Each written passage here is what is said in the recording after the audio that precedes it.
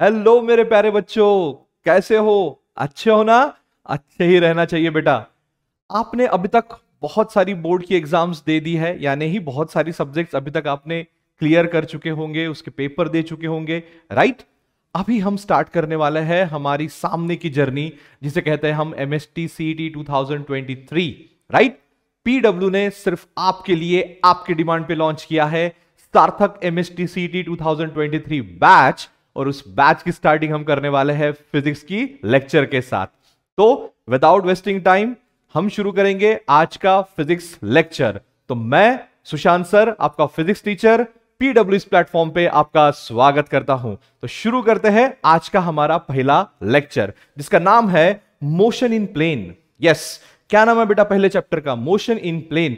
As per the MST CET syllabus आपको यह chapter दिया गया है, लेकिन स्ट्रेट अवे हम इस चैप्टर में जाने से पहले कुछ थोड़े से बेसिक्स देखने वाले हैं, जो आपको बहुत ही हैंडी होंगे, जो आपको बहुत ही काम में आएंगे आपके सामने की जर्नी के लिए, राइट? तो शुरू करते हैं हम, ठीक है? मोशन इन प्लेन, उसमें क्या देखने वाले हैं अपन? टुडेस टारगेट क्या देखने वाले हैं? ऑफ कोर्स हम ये देखने वाले हैं कि आपके टेक्स्ट बुक में क्या दिया है। तो ऑब्वियसली हम थोड़ा सा इंट्रोडक्शन देखेंगे, रेक्टिलिनियर मोशन यानी ही motion in the straight line देखेंगे हम, फिर motion in the two dimensions और द मोशन इन प्लेन ये देखेंगे हम, और बाद में देखेंगे UCM, that is uniform circular motion. अभी देखिए आपने रोटेशनल डायनामिक्स में ये सारी चीजों तो देख ली है ना? सर्कुलर मोशन देखा है, एंगुलर स्पीड देखा है, एंगुलर वेलोसिटी देखा है, ये सारी चीजें आपने देखी है, लेकिन थोड़ा सा और बेसिक से यहां पे देखेंगे, ताकि जब आप रोटेशनल डायनामिक्स पढ़ो तो आपके जो कंसेप्ट है वो क्रिस्टल क्लियर हो जाए, राइट? ओके, थोड़ा सा इन दोनों में डिफरेंस है, एमएसटी सीईटी और बोर्ड में थोड़ा सा डिफरेंस है। इधर राइटिंग है, यहां पे ज्यादा आपको थियरी मिलेगी, इधर बोर्ड में जो आपने अभी अभी दिया है, लेकिन यहां पे यानी एमएसटी सीईटी में आपको न्यूमेरिकल्स मिलेंगे। आपका ये नॉलेज चेक किया जाएगा कि आपने जो फिजिक्स में पढ़ा उसको आप कितना अप्लाई कर सकते हो, राइट? तो ये चीज थोड़ी सी आपको ध्यान में रखनी है। हमको यहां डेरिवेशन के पीछे नहीं जाना है, हमको रिजल्ट्स को देखना है, और रिजल्ट से हम हमारे आंसर्स कैसे ला सकते हैं इसके ऊपर हमको फोकस करना है। This is the strategy of your MST CET 2023, ठीक है? अब ऐसा कुछ नहीं है सर, अब सर आपने ऐसा तो कुछ नया बताया नहीं, ये तो हमेशा होता है, लेकिन फिर भी मैं इसको रिपीट कर रहा हूं बेटा। स्ट्रैटेजी यही रहेगी कि हम कंसेप्ट देखेंगे, फॉर्मूलेस देखेंगे, और उसकी क्या करेंगे? हम प्रैक्टिस करेंगे, राइट? और अगर आपने बोर्ड का पेपर देखा हो, और अगर आप बोर्ड बूस्टर में भी थे, तो आपको यह पता चला होगा बेटा कि जितना पढ़ाया मैंने उससे ज्यादा ही आपके पेपर में आया है। यानी इतना पेपर आया है कि आप 70 से भी ज्यादा आप जो है वो मार्क्स का क्वेश्चन छुड़ा सकते थे, ज्यादा मार्क्स का छुड़ा सकते थे, और ज्यादा मार्क्स ले सकते थे आप, राइट? यानी आउट ऑफ मार्क्स भी आप ले सकते थे, अगर जितना मैंने बोर्ड बूस्टर में पढ़ाया उतना अगर आपने ढंग से कर लिया होता तो। मुझे बहुत सारी कमेंट्स आ रहे थे कि सर ये रह गया, वो रह गया, लेकिन बेटा that's called as the smart study and the end point, right? साल नहीं था हमारे पास कुछ ही वक्त था, लेकिन उसमें भी अगर आप आउट ऑफ ला सक रहे हो तो और क्या चाहिए बच्चा, right? This is called as the PW जो बोलता है वो करके दिखाता है, राइट? चलो तो शुरुआत करते हैं आज के इस चैप्टर से। फिजिकल क्वांटिटीज सबसे पहले आज हम देखेंगे, बेसिक से बिल्कुल थोड़ा सा देखेंगे, set time T is equal to 0, थोड़ा सा बेसिक से अपन चलेंगे, है ना? तो हम फिजिक्स में क्या पढ़ते हैं? फिजिकल क्वांटिटीज पढ़ते हैं, बराबर है? अभी फिजिकल क्वांटिटीज लाइक क्या पढ़ते हैं? जैसे लाइट हो गया, आपका मोशन हो गया, आपका इलेक्ट्रिसिटी हो गया, मैग्नेटिज्म हो गया, फोर्सेस हो गया, this are all the physical quantities, right? अब फिजिकल क्वांटिटीज को दो कैटेगरीज में डिवाइड कर सकते हैं, पहला है आपका स्केलर और दूसरा है आपका वेक्टर। पहला क्या बेटा? स्केलर, और दूसरा है वेक्टर्स, राइट? तो सारी फिजिकल क्वांटिटीज को हम इस दो हेड में डिवाइड करेंगे on the basis of having direction और नॉट, बराबर? तो ऐसे फिजिकल क्वांटिटीज जिनको डिस्क्राइब करने के लिए सिर्फ मैग्नीट्यूड की जरूरत होती है, डायरेक्शन की नहीं, ऐसी फिजिकल क्वांटिटीज को हम कहेंगे स्केलर फिजिकल क्वांटिटीज, राइट? और ऐसी फिजिकल क्वांटिटीज जिनको डिस्क्राइब करने के लिए आपको मैग्नीट्यूड और डायरेक्शन दोनों चीजों की जरूरत पड़े, उसे क्या बोलेंगे अपन? वेक्टर फिजिकल क्वांटिटीज और वेक्टर क्वांटिटीज, राइट? कैसे? देखो मैं आपको बताता हूं। फॉर एग्जांपल, अगर मैं मास लू, एक मास लू, ठीक है? वेट अलग है बेटा, मास अलग है, तो मास को कोई भी डायरेक्शन नहीं होती, राइट? तो मैं बोल दूंगा 1 kg 2 kg, आपको समझ में आ जाएगा। कोई ऐसी डायरेक्शन हम नहीं बताएंगे कि उसका मास किधर डायरेक्ट हो रहा है, बता भी नहीं सकते, बराबर। हम टेम्परेचर की बात करते हैं, 40 डिग्री सेल्सियस है, 30 डिग्री सेल्सियस है, सर कौन सी डायरेक्शन में, ये डायरेक्शन में, नो, उसको कोई भी डायरेक्शन नहीं होती। लेकिन अगर मैं पूछता हूं कि वेलोसिटी कौन सी डायरेक्शन में है, तो आप बोल सकते हो कि ये डायरेक्शन में है। मैं अगर आपको पूछूं कि डिस्प्लेसमेंट कौन सी डायरेक्शन में है, तो आप उसकी एक पर्टिकुलर डायरेक्शन बता सकते हो बेटा। यानी ही क्या ऐसी फिजिकल क्वांटिटीज जो डायरेक्शन और मैग्नीट्यूड दोनों रखती है अपने पास, उसे क्या बोलेंगे अपन, वेक्टर क्वांटिटीज। और ऐसी क्वांटिटीज जो सिर्फ अपने पास मैग्नीट्यूड रखती है, उसका डायरेक्शन से कोई संबंध नहीं है, उसे क्या बोलेंगे हम, स्केलर क्वांटिटीज। सो एग्जांपल, आपके पास मास है, टेम्परेचर है इधर, और इधर क्या है, वेलोसिटी और डिस्प्लेसमेंट। तो ये बहुत ही बेसिक डिवीजन है, ये आपको पता है, ये मुझे भी पता है, बस एक बार आपको वो रिकैप करवा रहा हूं, ठीक है। लेकिन इससे जुड़े कुछ चीजें जो है वो हमको देखनी है सामने, जैसे वेक्टर ऑपरेशंस। हमको आने वाले सारी चैप्टर्स में वेक्टर के ऊपर वर्क करना है बेटा, क्योंकि कोई भी जो फिजिकल क्वांटिटी होती है, अगर फॉर एग्जांपल अगर वेक्टर फिजिकल क्वांटिटी है, तो उसको डायरेक्शन भी रहेगा और मैग्नीट्यूड भी रहेगा। हम रिजल्टेंट मैग्नीट्यूड तो निकाल लेते हैं, लेकिन रिजल्टेंट डायरेक्शन निकालने में दिक्कत हो जाती है थोड़ी सी। तो ये सारी चीजें हमको क्लियर हो, इसलिए वेक्टर्स के कुछ ऑपरेशंस हमको थोड़े से यहां पर रिकॉल करना पड़ेगा। सबसे पहले क्या बोल रहा है, अगर किसी भी स्केलर को वेक्टर से अगर आप मल्टीप्लाई करते हो तो आपको वेक्टर ही मिलेगा। जैसे फॉर एग्जांपल मैं ले लूं, फोर्स इज इक्वल टू क्या होता है, force is equal to mass into acceleration. अब आपको पता है मास क्या है, स्केलर, एक्सलरेशन क्या है, वेक्टर। तो इन दोनों का मल्टीप्लीकेशन देखो क्या आया है आपका, वेक्टर, दैट इज फोर्स। बात समझ में आई मैंने क्या कहा, अगर एक स्केलर है और दूसरा अगर वेक्टर है, इन दोनों का आपने मल्टीप्लाई किया तो आपको क्या मिलेगा बेटा, vector. This is about that rule, ठीक है। मैं यहां पे थोड़ा अच्छा सा इधर लिख लेता हूं एग्जाम्पल में आपके, लाइक फोर्स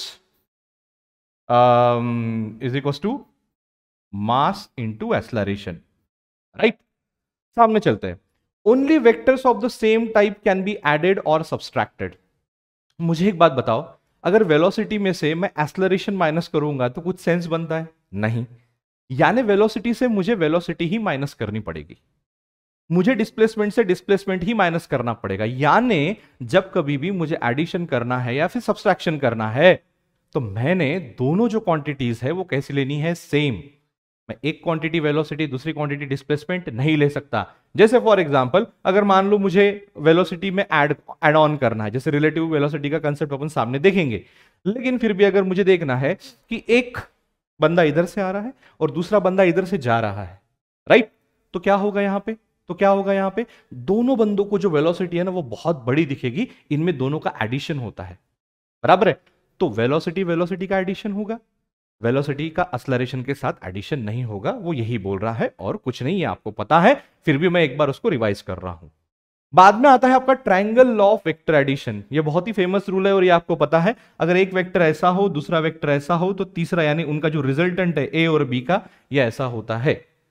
तो this is called as triangle law of vector addition. Why it is called as triangle law of vector addition, क्योंकि ट्रायंगल जैसा दिखता है। देखो, अगर एक वेक्टर ऐसा रखेंगे और दूसरा वेक्टर उसके हेड पे रखेंगे, देखो अभी ये कोई भी एक वेक्टर है तो ये होगा उसका हेड और ये होगा उसका टेल। जो एरो होगा, है ना, मैं यहां पे लिख दूं ऐसा, ये जो एरो होता है तो ये एरो बन जाता है हेड और ये बन जाता है उसका टेल। तो हमारे पास दो वेक्टर है ए और बी, और इन दोनों का रिजल्टेंट वेक्टर मुझे अगर चाहिए तो मैं क्या करूंगा, ए के हेड पे बी का टेल रखूंगा, राइट। तो मुझे ये ऐसा मिलेगा, और मुझे इन दोनों का अगर रिजल्टेंट वेक्टर निकालना है तो मैं क्या करूंगा, ए के टेल से बी के हेड पे एक नया वेक्टर बनाऊंगा, तो मुझे क्या मिलेगा, उसका रिजल्टेंट वेक्टर, राइट। तो रिजल्टेंट वेक्टर को कैसे लिखा जाता है, R vector is equal to A vector plus B vector, right. R vector is equal to A vector plus B vector, right. Simply यही आपको ध्यान में रखना है कि जब दो वेक्टर को मैं ऐड कर रहा हूं तो जरूरी नहीं है हमेशा वो डायरेक्टली ऐड हो या डायरेक्टली सब्सट्रैक्ट हो। जैसे फॉर एग्जांपल देखो, मैं दोनों फोर्स इसी डायरेक्शन में दे रहा हूं तो दोनों फोर्स का क्या होगा, एडिशन। लेकिन एक फोर्स ये डायरेक्शन में दे रहा हूं और दूसरा फोर्स ये डायरेक्शन में दे रहा हूं तो दोनों का क्या होगा, सब्सट्रैक्शन। यानी यहां पे डायरेक्शन मैटर करती है। अब ये दोनों हो गए पैरेलल फोर्सेस, हे दोन्ही काय झाले, पैरेलल फोर्सेस। मग समजा एक फोर्स मी असं देतोय आणि दुसरा असं देतोय, यानी दो फोर्स अगर मैं ऐसे दे रहा हूं तो अब बताइए ऐड करोगे डायरेक्ट, मान लो ये 10 न्यूटन है और ये 20 न्यूटन है, तो ऐड करोगे डायरेक्ट, नहीं। रिजल्टेंट इन दोनों का कुछ और ही आएगा और उसकी डायरेक्शन भी हमको देखनी है, राइट। तो ये चीज आपको पैरेललोग्राम ट्रायंगल लॉ से आपको मिल सकती है, राइट। उसके बाद आता है आपका पैरेललोग्राम लॉ। सेम लॉ है ये, कोई दूसरा नहीं है, सेम लॉ है। देखो ये ए और ये बी, दो वेक्टर है अपने पास, और उन दोनों का रिजल्टेंट कैसे करना है, इसको पैरेलल एक इधर लाइन निकालनी है, इसको पैरेलल इधर लाइन निकालनी है, और सीधा ये जो डायगोनल है उसको बना लेना है। तो जो भी डायगोनल का लेंथ रहेगा वो इन दोनों का क्या रहेगा, रिजल्टेंट का मैग्नीट्यूड, यानी ए और बी के रिजल्टेंट का मैग्नीट्यूड, और जो उसका एरो रहेगा वो क्या रहेगा, उसका डायरेक्शन। तो इसके लिए हमारे पास फॉर्मूला है, यानी हमारे पास अगर ए वेक्टर है और बी वेक्टर है, उन दोनों के एंगल और उन दोनों के बीच का एंगल अगर थीटा है, ये देखो यहां पे एंगल कितना दिया है, थीटा, तो रिजल्टेंट कितना मिलेगा, यानी रिजल्टेंट जो वेक्टर रहेगा उसका मैग्नीट्यूड कितना रहेगा, तो वो रहेगा R is equal to under root of A square plus B square plus twice A B cos theta. For example अगर मैं ऐसा करना चाहूं कि चलो मान लो ए वेक्टर जो है वो 10 है और बी वेक्टर जो है वो 20 है, क्या है, ए वेक्टर 10 बी वेक्टर 20 और दोनों के बीच का एंगल है 60 डिग्री, तो इसमें आप पुटअप करो।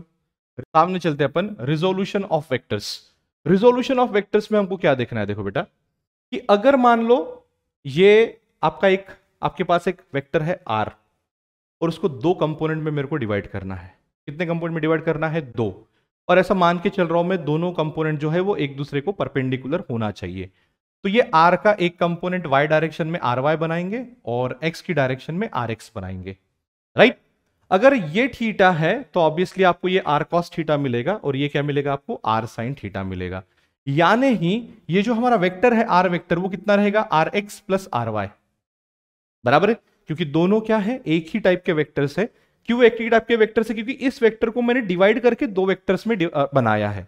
जैसे फॉर एग्जांपल देखो अगर ये दो वेक्टर में ले लूं और इसमें पैरेललोग्राम लॉ लगाऊं तो यही आपको क्या मिलेगा, उसका रिजल्टेंट मिलेगा। तो मैंने क्या किया, रिजल्टेंट को दो कंपोनेंट में डिवाइड कर दिया। इस चीज को बोलेंगे अपन रिजोल्यूशन ऑफ वेक्टर्स। अगर रिजोल्व किए हुए वेक्टर एक दूसरे को परपेंडिकुलर हो तो वो क्या बन जाते हैं, perpendicular component. Is that okay, ये परपेंडिकुलर कंपोनेंट उसके बन जाते हैं, यानी ही ये r cos थीटा और ये बन जाता है तुम्हारा r sin थीटा। फिर r बराबर क्या होता है, rx प्लस ry, जो हम वेक्टर का एडिशन करते हैं डायरेक्ट। अब देखिए अगर मान लो ये i है, rx ये कौन सी डायरेक्शन में है, आपके x एक्सिस की डायरेक्शन में है, और x एक्सिस के अलोंग यूनिट वेक्टर होता है i, right, i cap that is i, और y एक्सिस के अलोंग होता है आपका क्या, j वेक्टर, राइट। सो ये बन गया r y j, राइट। और अगर मान लो मुझे r का मैग्नीट्यूड निकालना हो तो मैं वही यूज करूंगा, कौन सा formula, r is equal to A square under root of A square plus B square plus twice A B cos theta. तो ये देखो यहां पे दोनों के बीच का एंगल कितना है, आर वाई और आर एस के बीच में एंगल है 90 डिग्री, तो कॉस 90 तो जीरो हो गया, बचा क्या आपका R X square plus R Y square if theta is equal to what 90 degree.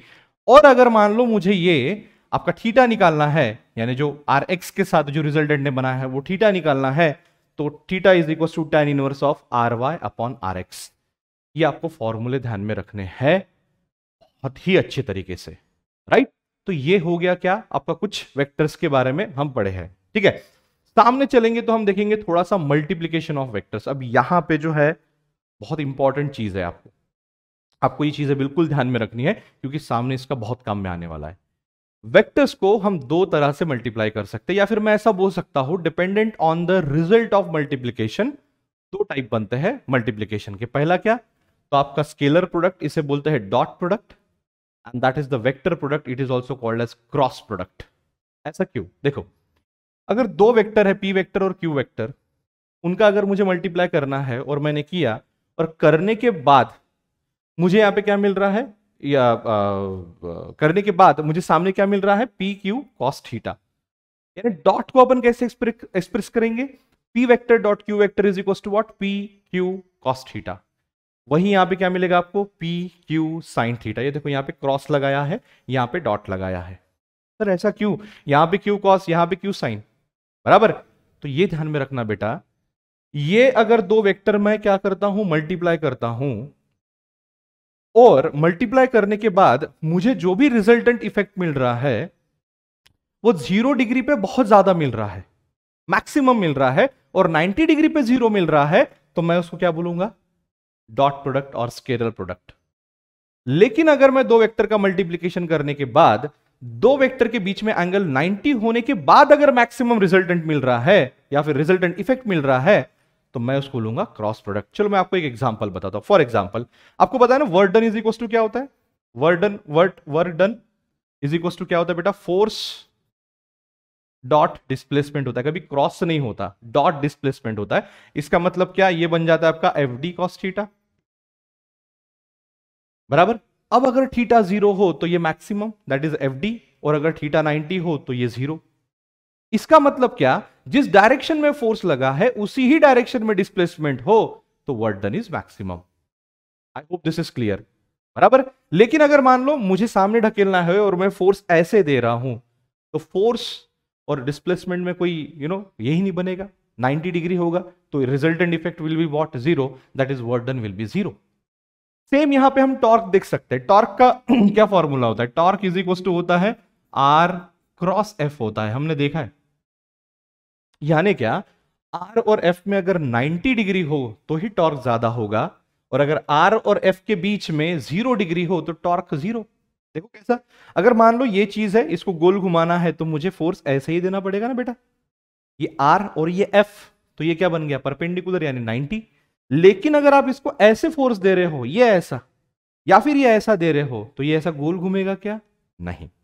इसलिए दो टाइप के प्रोडक्ट बनते हैं, एक स्केलर बनता है और एक बनता है आपका वेक्टर। कुछ रूल उसके साथ और, कि P डॉट क्यू बराबर Q डॉट P, उल्टा भी करो तो भी वही रिजल्ट मिलेगा, लेकिन इधर ऐसा नहीं है। P vector cross Q vector is not is equal to Q vector cross P vector. क्यों, क्योंकि ये थोड़ा सा एक रूल से चलता है बेटा, रूल, स्क्रू रूल्स। कैसे कैसा बनता है, देखो फॉर एग्जाम्पल ये एक वेक्टर है और ये एक दूसरा वेक्टर है, ये ऐसा आपको दिख रहा है, नहीं दिख रहा, चलो मैं ऐसा बताता हूं।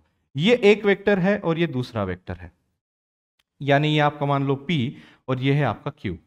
P क्रॉस Q बोले तो इधर से इधर रोटेट करना। जब आप कोई भी चीज इधर से इधर रोटेट करते हो, यानी अगर मैं स्क्रू की बात करूं, इधर से इधर रोटेट करता तो वो अंदर जाएगा, तो इन दोनों का P क्रॉस Q का रिजल्टेंट कैसे जाएगा, अंदर, इनटू दिस बोर्ड, राइट। लेकिन अगर मैं P क्रॉस Q ना करते हुए Q क्रॉस P करूं, तो यानी ये ऐसा होगा, यानी जो रिजल्टेंट स्क्रू है वो बाहर आएगा, और इसका मतलब इनका जो भी रिजल्टेंट है वो ऐसा आएगा बाहर। तो आप देख रहे हो, पहले केस में वेक्टर अंदर जा रहा था, दूसरे केस में वेक्टर बाहर आ रहा है, इसलिए P cross Q is not is equal to Q cross P, sorry, is not is equal to Q cross P। Yes, बराबर, fine. So this is some of the important points that we have taken here. मैं इसको ये निकाल दे रहा हूं क्योंकि आपको जब रिवाइज करो आप, तो आपके पास ये फॉर्मेट रहे, ये देख के आपको समझे कि ये क्या चीज है, ठीक है। मैं इसको थोड़ा सा एक अलग इससे लिख देता हूं, लाइक कैसा कि पकड़ लीजिए आप, इसमें F vector force, sorry, work done is equal to force into displacement लिया था ना हमने यहाँ पे, work done is equal to F vector dot D vector, right. और यहां पे हमने क्या लिया था, टॉर्क, है ना, torque is equal to R cross F, ठीक है, ये हमने ऐसा यहां पे लिया था, फाइन। तो दैट्स इट, सामने चलते हैं। ये देखो, अभी आपको ये पता होगा कि आई यानी I vector, unit vector I, then J and then K, ये यूनिट वेक्टर है along the X Y and Z direction, ठीक है। ये आपको पता होना चाहिए और होगा ही होगा, जहां तक मुझे पता है कि अगर यूनिट वेक्टर मैं तीनों एक्सिस के तरफ देखूं, तो y की डायरेक्शन में होता है आपका j वेक्टर, है ना, यूनिट वेक्टर, इधर होता है आपका x, सॉरी, i वेक्टर, और इधर होता है आपका k वेक्टर, ठीक है। This is your x axis, this is your y axis and this is your z axis, right. So i j k, बराबर। अब निगेटिव y की तरफ जाओगे तो वो अलग, ये इधर अलग और वो उधर अलग, अपोजिट डायरेक्शन में, फाइन। तो ये चीज है, ठीक है। तो अगर मैं इन यूनिट वेक्टर का डॉट प्रोडक्ट लेता हूं, यानी i के साथ डॉट प्रोडक्ट i का ही लेता हूं। अब यूनिट वेक्टर यानी क्या होता है, the vector having magnitude 1, right. तो i डॉट i क्या होगा, अभी देखो दोनों के बीच में एंगल कितना होगा। ऐसे ही मैं दो वेक्टर ले रहा हूं, i डॉट i, तो दोनों के बीच का एंगल कितना बेटा, 0, यानी cos 0 हो जाएगा 1। अब i इंटू आई हो जाएगा वहां पे, यानी 1 इंटू 1, तो आंसर विल बी 1। देखो i dot i 1, same J dot J and K dot K 1, that's it. इधर आएंगे, आई क्रॉस आई करेंगे, अभी इसी के साथ इसी का क्रॉस प्रोडक्ट लेंगे तो दोनों के बीच में क्या आएगा, साइन आएगा, साइन साइन थीटा आएगा। अब साइन जीरो कितना हो जाता है, तो जीरो, तो आई क्रॉस आई कितना बनेगा, जीरो। वो मैंने यहां पे लिया नहीं लेकिन ध्यान में रखना। अभी देखो यहां पे डॉट प्रोडक्ट 1 मिल रहा है तो यहां पे आपको क्रॉस प्रोडक्ट क्या मिलेगा, जीरो। अब इधर चलते हैं अपन थोड़ा सा, आई क्रॉस जे, देखो आई से जे ये इधर गए अपन इधर, तो क्या मिल रहा है, बाहर आने वाला के। ऑब्वियसली ये जो जेड एक्सिस है वो ऐसी रहेगी ना, वो दिखाने के लिए ऐसे दिखाई लेकिन ऐसी रहेगी। तो तुम्हारा आई क्रॉस जे बराबर क्या मिलेगा, के। तो जे क्रॉस आई क्या मिलेगा, अंदर जाएगा माइनस के। समझ रहे हो, राइट। ये देखो आई जे, आई क्रॉस जे बराबर के मिलेगा, लेकिन जे क्रॉस आई बराबर मिलेगा आपको माइनस के। सेम यहां पे जे से के की तरफ जाओगे तो आई मिलेगा, के से जे की तरफ आओगे तो माइनस आई मिलेगा। सेम फॉर के cross I, right. Yes, I hope that is clear. Next, अगर मैं दो वेक्टर ले रहा हूं और वो कुछ इस तरीके से मैं डिनोट कर रहा हूं कि P vector is equal to P X I plus P Y J plus P Z K, और क्यू का उसी के हिसाब से ले रहा हूं, तो P vector dot Q vector का डायरेक्टली अगर मुझे मैग्नीट्यूड निकालना है तो ये कैसे मिलेगा, देखो मुझे P vector dot Q vector is equal to P X Q X plus P Y Q Y plus P Z Q Z. और इधर थोड़ा सा अलग चलेगा, P क्रॉस Q बराबर यहां पे I J K P X P Y P Z Q X Q Y Q Z. इसको हम सॉल्व करते हैं शुरुआत में कैसा, एक चीज को एक लाइन को अपन कांस्टेंट रखते हैं या फिर उसको नहीं करते हैं और उसको क्या करते हैं, क्रॉस करते हैं। जैसे फॉर एग्जांपल आई निकालना है तो P Y Q Z into P Z Q Y minus P Z Q Y, ऐसा हमको आता है। तो इसको थोड़ा सा मैट्रिसेस के हिसाब से ध्यान में रखना है। या आपको उतना काम नहीं गिरेगा जितना आपको ये काम में गिरने वाला है, या फिर ये काम में आने वाला है, या फिर ये काम में आने वाला है। फिर भी इसको थोड़ा सा ध्यान में रखना आप लोग, ठीक है। इसको एक बार देखना अच्छे से, बिकॉज हो सकता है टचवुड आपको एग्जाम में आए। अब क्वेश्चन ये आता है कि सर वेक्टर्स तो है नहीं हमारे सिलेबस में, इसलिए मैं इसको बोल रहा हूं कि इसको उतना नहीं रिलेवेंस दे रहा हूं मैं ये चीज को, लेकिन ये जो चीज है ऊपर की 3-4 यानी 1 2 3 4 जो पॉइंट है आपकी, सॉरी 3 जो पॉइंट है वो बहुत इंपॉर्टेंट है, वो आपको सामने भी काम में आने वाला है। लेकिन आप डॉट प्रोडक्ट का ये रख सकते हो और क्रॉस प्रोडक्ट का ये भी रख सकते हो, that is not that difficult to remember I suppose, fine. So moving on ahead, yes, अभी हम चलेंगे सीधा मोशन इन प्लेन में। अब मोशन इन प्लेन में जाने से पहले हम जाएंगे मोशन इन स्ट्रेट लाइन में, लेकिन फिर भी उसके पहले देखेंगे कि मोशन क्या होता है। सो motion is the change in the position of object with time. अभी कोई ऑब्जेक्ट यहां है, बाद में यहां चले जाएगा, तो ये क्या होगा, it change its position with time, so that's why it is in what, motion. I hope this is clear.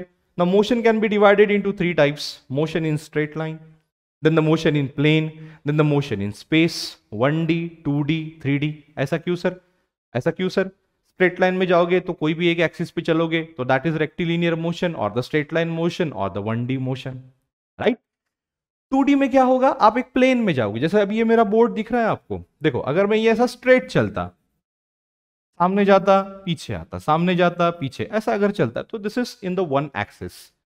लेकिन अगर मैं कुछ चीजें को ऐसे घुमा रहा हूं तो ये इसको डिफाइन करने के लिए मुझे 2 एक्सिस की जरूरत है, ये तुम्हारा y और ये तुम्हारा x। विदाउट y ये मोशन को डिस्क्राइब नहीं कर पाओगे आप। क्यों नहीं कर पाओगे, क्योंकि देखो कोई भी पॉइंट ले लो, मैं ये 1 पॉइंट ले रहा हूं, मैं ये 2 पॉइंट ले रहा हूं, इसका कंपोनेंट तुम्हारा x में तो मिलेगा ही मिलेगा, लेकिन साथ में y कंपोनेंट भी चाहिए उसको डिस्क्राइब करने के लिए। एक्चुअली ये y होता है, ये x होता है, ठीक है, दिखाने के लिए आपको वहां पे बताऊं। ये हो गया आपका y है ना, और ये हो गया आपका क्या, x। एक्चुअली प्रोजेक्शन की बात चल रही है यहाँ पे, देखो मैं फिर से एक बार क्लियर कराता हूं उसको। ये प्रोजेक्शन यहां से यहां निकाला तो आपको x मिला, ये प्रोजेक्शन यहां से यहां निकाला तो ये क्या मिला आपको, y। नहीं इतना होगा y, इतना होगा आपका x, इस पॉइंट का, उस पॉइंट का देखो इतना होगा y कंपोनेंट, इतना होगा उसका x कंपोनेंट। तो ये वाले मोशन को घुमाने बताने के लिए, उसको डिस्क्राइब करने के लिए हमको जो है 2 एक्सिस की जरूरत है, x और y, और इसलिए इसको बोलते हैं motion in plane, because it requires how many dimensions, it requires 2 dimension to describe it, and the 2 dimension makes a plane, and that's why it is called as motion in plane. Last but not the least is the 3-dimensional motion, the motion of the aeroplane.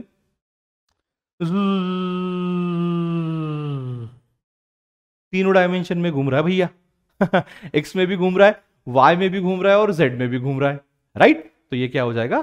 3 dimensional motion, बरोबर आहे की नाही? तर मित्रांनो 3 टाईपचे motions आहेत आपल्याकडे, एक 1 डायमेन्शनल, एक 2 डायमेन्शनल आणि एक 3 डायमेन्शनल. 1 डायमेन्शनल मोशनला डिस्क्राईब करण्यासाठी एकच डायमेन्शनची गरज असतं, एक्स किंवा वाय किंवा झेड. मोशन इन प्लेनला एक्सप्लेन करण्यासाठी 2 डायमेन्शनची गरज असते, एक्स वाय, वाय झेड, झेड एक्स, कोणते पण पकडा. आणि मोशन इन स्पेस किंवा 3D मोशन हे डिस्क्राईब करण्यासाठी आपल्याला 3 ॲक्सिसची गरज पडतं, एक्स वाय आणि झेड, म्हणून त्याला म्हणूया आपण 3D motion. Rectilinear motion, straight line motion आत्ताच आपण बघितलंय. The motion of an object along the straight line is called as what? Rectilinear motion. काही नवीन नाही आहे याच्यामध्ये. बघा मी इकडे +10 ठेवलंय, इकडे मायनस ठेवलंय. हा पॉईंट आहे, हा पॉईंट समोर जाऊ शकतो, मागेही येऊ शकतो, है ना? पण हा एका लाईनवरच जाणार आहे, ह्या लाईनच्या बाहेर जाणार नाही. याला काय म्हणूया आपण? स्ट्रेट लाईन मोशन और रेक्टिलिनियर मोशन. मग या मोशन मध्ये आपण डिस्प्लेसमेंट कसं करायचं? आता बघा हे कन्सेप्ट खूप छोटे छोटे आहेत, हे तुम्हाला माहिती आहे. मी स्ट्रेट फॉरवर्ड पटपट घेण्याचा प्रयत्न करतो याच्यामध्ये, ठीक आहे? काही छोट्या मोठ्या गोष्टी तुमच्या राहिलेल्या असतील त्या क्लिअर होऊन जातील, ठीक आहे? बघा, so displacement is del X x2 - x1. Suppose करा आधी पार्टिकल इथे आहे, मग तो इथून इथे आला डी वर, म्हणजे सी पासून डी वर गेलाय. मग डिस्प्लेसमेंट किती होणार? तर 5. x2 किती आहे? 5. x1 किती आहे? 0. 5 - 0 5. सपोज करा डी पासून ई ला गेला आणि परत डी वरच आला. मग इनिशियल किती होतं? 0. म्हणजे सुरुवात इथूनच झाली, हा. सी पासून डी पासून ई ला गेला, मग ई पासून परत डी वर आला, मग सुरुवातला काय ते 0. मग डी वर किती आहे? 5. ह्या वेळी सुद्धा त्याचं डिस्प्लेसमेंट किती राहणार आहे? 5च. कारण डिस्प्लेसमेंटची डेफिनेशन आपण कसं देतो? The distance between or the shortest possible distance between any 2 points, है ना? That is called as what? Displacement. पण हेच जर मी डिस्टन्सचा विचार केला तर जेव्हा पार्टिकल इथून इथे मूव्ह होतं तर डिस्टन्स सुद्धा 5 होणार. पण इथून इथे जाऊन परत आलं तर डिस्टन्स किती होणार? 8 + 5 म्हणजे 13, राइट? कितना होगा वो डिस्प्लेसमेंट? सॉरी, डिस्टेंस कितना होगा? 13 होगा, राइट? बोलने का मतलब ये है कि displacement is the shortest possible distance between the 2 point and distance is what? The actual path covered by an object. तो डिस्टेंस इस केस में कितना होगा? अगर सी से कोई ऑब्जेक्ट ई जा रहा है और वापस डी आ रहा है तो यहां पे डिस्टेंस होगा 8 + 5 यानी 13, और डिस्प्लेसमेंट होगा ये 0 में 5 - 0 that is 5, because displacement is the shortest possible distance between 2 points, right? I hope this thing is clear. Next, average velocity, displacement upon time. जिस टाइम में ये डिस्प्लेसमेंट कवर किया उसको अगर हम ऐसा प्रेजेंट करेंगे या फिर उस डिस्प्लेसमेंट को उस टाइम से अगर डिवाइड करेंगे तो मुझे मिलेगी एवरेज वेलोसिटी. एवरेज स्पीड में क्या करेंगे अपन? Path length divided by time करेंगे, that is not a big deal. Instantaneous velocity, अगर मान लो मैं यहां से जा रहा हूं ऐसा, ये मेरा पाथ है, मान लो ये है आपका Mumbai and suppose this is Poona. 2 minute के लिए आप मान लो, और मुझे ये जानना है कि मेरी इस पॉइंट पे वेलोसिटी कितनी है, सेम बिल्कुल उस पॉइंट पे, उस डॉट वाले पॉइंट पे कितनी है. तो ऐसे वेलोसिटी को बोलेंगे हम कौन सी वेलोसिटी? Instantaneous velocity. कौन सी वेलोसिटी बोलेंगे बेटा? इंस्टेंटेनियस वेलोसिटी बोलेंगे हम. अब उसको कैसे करेंगे हम? उसको कैसे एक्सप्लेन करेंगे, या फिर उसको हम कैसे क्या बोलेंगे, उसका फॉर्मूला लेंगे हम. उसका फॉर्मूला देखो कैसे लेंगे हम. इस पॉइंट पे देखो बहुत छोटा डिस्टेंस कवर होगा, ये छोटा डिस्टेंस पकड़ लिया, और यही डिस्टेंस कवर करने के लिए टाइम भी कितना लग रहा होगा? बहुत ही छोटा. तो ये क्या हो जाएगा तुम्हारा? फॉर एग्जाम्पल मान लो छोटा डिस्टेंस है dx और छोटा टाइम है dt, तो dx/dt ये क्या हो जाएगा तुम्हारा? Instantaneous velocity. देखो यहां पे दिया हुआ है क्या है इंस्टेंटेनियस वेलोसिटी. एक्चुअली ये इंस्टेंटेनियस वेलोसिटी में यहां पे इंस्ट लिख देता हूं मैं, तो आपको थोड़ा सा अच्छा लगेगा, है ना? Instantaneous velocity limit t tends to 0, यानी जो हम डिस्प्लेसमेंट लेंगे वो उतने समय का लेंगे कि जो समय लगभग कितना हो? 0. अब अगर समय ही लगभग 0 है तो उसमें डिस्प्लेसमेंट जो कवर करेगा वो भी लगभग कितना रहेगा? 0 के ही आसपास रहेगा, बहुत ही छोटा रहेगा, और ऑब्वियसली वो क्या रहेगा बेटा? स्ट्रेट रहेगा. ये देखो अगर मैं ये छोटा पॉइंट पकड़ रहा हूं तो ये क्या हो जाएगा? Straight, right? तो इसको हम ऐसे लिखेंगे, ये limit T del T tends to चाहिए यहां पे, okay. Limit del T tends to zero का मतलब क्या कि ये जो टाइम है वो लगभग जीरो के बराबर है, और डेल एक्स यानी क्या, उस लगभग जीरो वाले टाइम में जितना डिस्प्लेसमेंट कवर करा वो, उसको अपन डिवाइड करेंगे तो मुझे क्या मिलेगी, इंस्टैंटेनियस वेलोसिटी। उसको हम dx बाई dt से भी लिख सकते हैं, that is change in displacement with respect to time. Fine. फिर इंस्टैंटेनियस स्पीड क्या है? अब देखो, अगर मुझे इंस्टैंटेनियस स्पीड निकालने तो मुझे यही फंडा यूज करना पड़ेगा, छोटा टाइम, छोटे टाइम में छोटा सा डिस्टेंस कवर होगा, और अगर डिस्टेंस बहुत ही छोटा होगा तो वो स्ट्रेट होगा, और ऑब्वियसली वही डिस्टेंस क्या बन जाएगा, डिस्प्लेसमेंट। इसलिए यहां पे आपको लिखा है instantaneous velocity is equal to what, instantaneous speed. I hope this is clear. Yes, graphical studies of motion. देखो, सीईटी में अभी तक इसके ऊपर क्वेश्चंस उतने नहीं पूछे हैं, ठीक है, लेकिन सामने पूछ सकते हैं। क्यों पूछ सकते हैं बेटा? क्योंकि अभी ये आपको सिलेबस में डाला गया है, और जैसे जैसे सीईटी का पैटर्न चेंज होते जा रहा है, ठीक है, वैसे वैसे आपको दिखाई में आएगा कि प्रोजेक्टाइल के ऊपर अभी क्वेश्चंस पूछने लगे हैं, राइट। आपको ग्राफ्स के ऊपर क्वेश्चन पूछने लगे हैं। पहले सर्कुलर मोशन पे ही क्वेश्चन पूछे जाते थे हमेशा ज्यादा, तो हम वो भी करेंगे, ये भी करेंगे, लेकिन जो नई पॉसिबिलिटीज है उसको भी एक्सप्लोर करना जरूरी है, राइट। तो ग्राफिकल स्टडी ऑफ मोशन कैसे करेंगे? देखो, अगर मान लो कोई एक पार्टिकल है, समझो ये एक रोड है या फिर एक पाथ है, और उसके ऊपर ये पार्टिकल है, अभी वो रेस्ट पे है, तो टाइम सामने कितने भी बढ़ने दो वो रेस्ट पे ही रहेगा, रहेगा नहीं रहेगा। यानी अगर मान लो मैं ये ओरिजिन ले रहा हूं, suppose this is origin O, और यहां से इसका इतना डिस्टेंस है मान लो 1 मीटर, तो ऑब्वियस है वो 1 मीटर पे ही रहेगा, चाहे टाइम टी कितना भी बढ़े। तो देखो, टाइम चाहे कितना भी बढ़े, ऑब्जेक्ट जो है वो एक ही पॉइंट पे है, कितना, 1 मीटर पे। यानी मैं यहां से यहां तक का डिस्टेंस ले रहा हूं तुम्हारा क्या, 1 मीटर।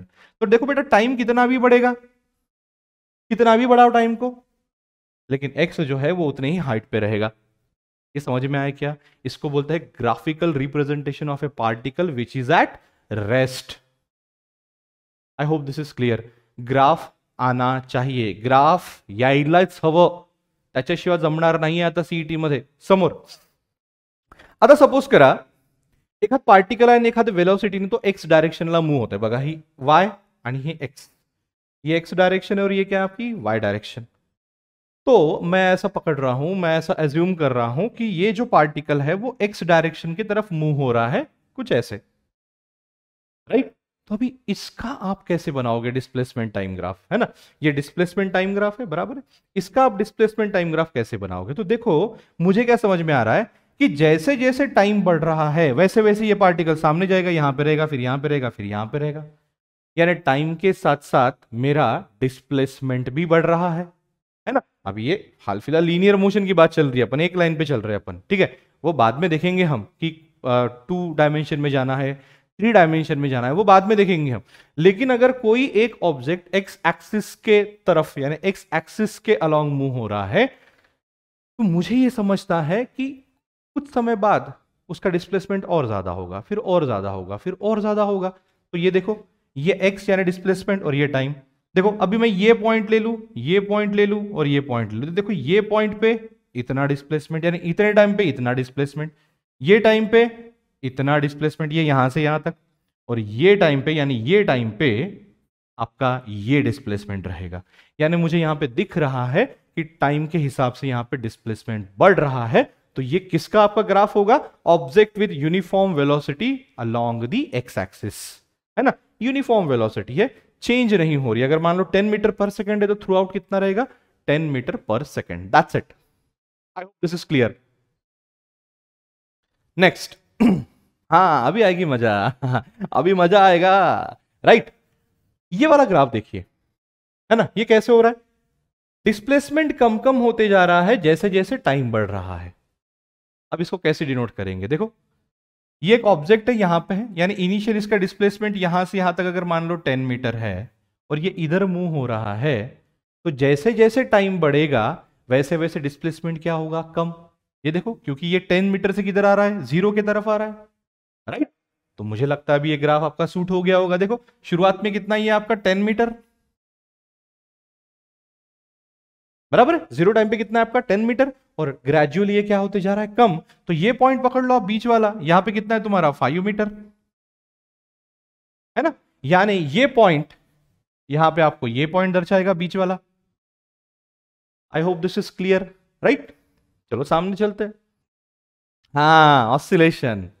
ऑसिलेशन को कैसे करोगे डिस्क्राइब, देखो ऑसिलेशन में कैसे होता है, ये पार्टिकल इधर से इधर जाएगा, फिर डिचुक डिचुक डिचुक डिचुक, राइट। यानी पहले प्लस में जाएगा, यानी उसका ग्राफ पहले ऐसे जाएगा, फिर वापस आएगा तो ऐसे आएगा, फिर ऐसे जाएगा, फिर ऐसे आएगा। देखो आ रहा है, आ रहा है, ये देखो, इसके पहले का देखो ग्राफ, डिस्प्लेसमेंट बढ़ रहा था तो ऐसा जाएगा, राइट। डिस्प्लेसमेंट कम है तो ऐसा आएगा। तो ये देखो, बढ़ेगा कम होगा, बढ़ेगा कम होगा। आई hope this is clear, right. So this is the graph of the oscillatory motion. Yes, object in non uniform motion. अभी नॉन यूनिफॉर्म बोले तो क्या, वेरिएबल वेलोसिटी। यूनिफॉर्म मोशन बोले तो उसकी वेलोसिटी सेम रहेगी, ठीक है।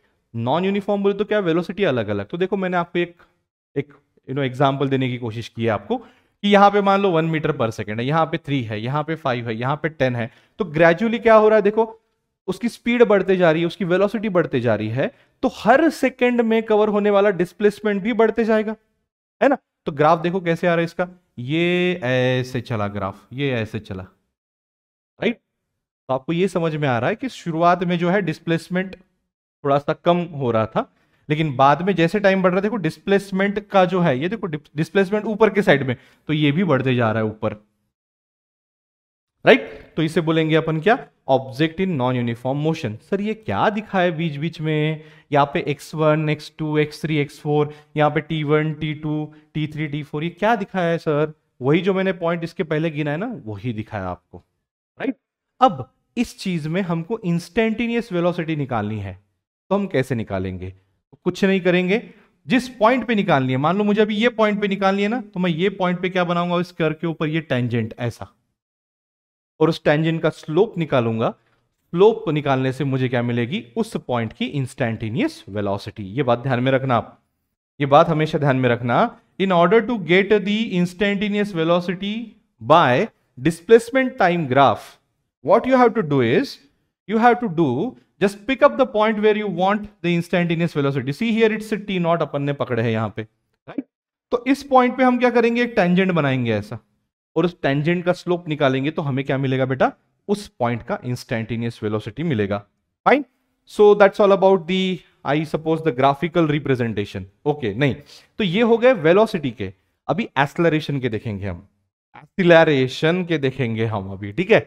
हाँ कोई बात नहीं, चलता है। देखो एक ऑब्जेक्ट है, ये पाथ है, और ये अभी जो ऑब्जेक्ट है ये 10 मीटर पर सेकेंड से ही जा रहा है, कहीं पे भी बीच में चेंज नहीं कर रहा है उसका वेलोसिटी। अब वेलोसिटी ही चेंज नहीं होगा तो एक्सेलरेशन कितना होगा, 0, क्योंकि एक्सेलरेशन क्या होता है, the rate of change of velocity. अब अगर वेलोसिटी ही चेंज नहीं हो रही तो वहां पे एक्सेलरेशन होगा क्या, नहीं होगा। तो देखो सेम है, अभी इसके पहले अपन ने डिस्प्लेसमेंट टाइम ग्राफ लिया था, अभी क्या लेंगे हम, वेलोसिटी टाइम ग्राफ लेंगे। क्यों, क्योंकि एक्सेलरेशन तो उसी से निकलेगा, the rate of change of velocity, right. तो अब देखो ये यहां पे पकड़े हमने एक पर्टिकुलर वेलोसिटी, ये कितनी पकड़े थे बेटा, ये पकड़े थे 10 मीटर पर सेकेंड, ये दिख रहा है आपको। और टाइम चाहे कितना भी पास हो, ये कितना रहेगा, उतना ही रहेगा, कितना, 10 metre per second, right. Velocity time graph की एक खासियत है कि उसके बीच में जितना भी शेडेड एरिया होता है, that is nothing but your displacement. Sir अब ये डिस्प्लेसमेंट कैसे हुआ हमको नहीं समझा। देखो बेटा, वेलोसिटी इज इक्वल टू क्या होता है, डिस्प्लेसमेंट अपॉन टाइम होता है ना, होता है नहीं होता है। तो डिस्प्लेसमेंट बराबर क्या हो जाएगा, वेलोसिटी इंटू टाइम होगा, बराबर। अब ये देखो, ये v, यानी अगर मैं ये ऐसी बात करा तो ये v, और ये बन जाता है आपका t। तो v इंटू टी, तो ये भी जो आपको शेडेड एरिया जो दिख रहा है वो क्या बन गया आपका, डिस्प्लेसमेंट। ये क्या बन गया बेटा आपका, displacement. I hope this is clear. तो मुझे लगता है ये ग्राफ क्लियर है, उसमें कुछ इतना है नहीं, राइट। अब अगर मान लो object moving with velocity along positive x with uniform acceleration along the same direction। अब यूनिफॉर्म एक्सेलरेशन यानी क्या, वेलोसिटी इक्वल इंटरवल में इक्वली बढ़ते जाएगी। यानी अगर मान लो 1 सेकंड में 0 है या फिर 0 सेकंड में 0 है तो 1 सेकंड में 10 होगी, 2 सेकंड में 20 होगी, 3 सेकंड में 30 होगी, तो हर एक सेकंड के पीछे कितनी बढ़ रही है? 10 से बढ़ रही है। तो इसे बोलते हैं अपन यूनिफॉर्म एक्सेलरेशन, राइट। तो देखो वहीं पे दिया है आपको, क्या बोल रहा है, देखो मैं यहाँ पे लिखा हूं 10 सेकंड पे कितना है 10, 20 सेकंड पे कितना, मैंने यहाँ पे 20 लिया हूं। तो एक्सेलरेशन कितना आएगा तुम्हारा? चेंज इन वेलोसिटी 20 माइनस 10 बोले तो 10 upon t2 minus t1, 20 minus 10 बोले तो ही 10, तो 10 अपॉन 10 आपको कितना मिलेगा? 1 metre per second square, right.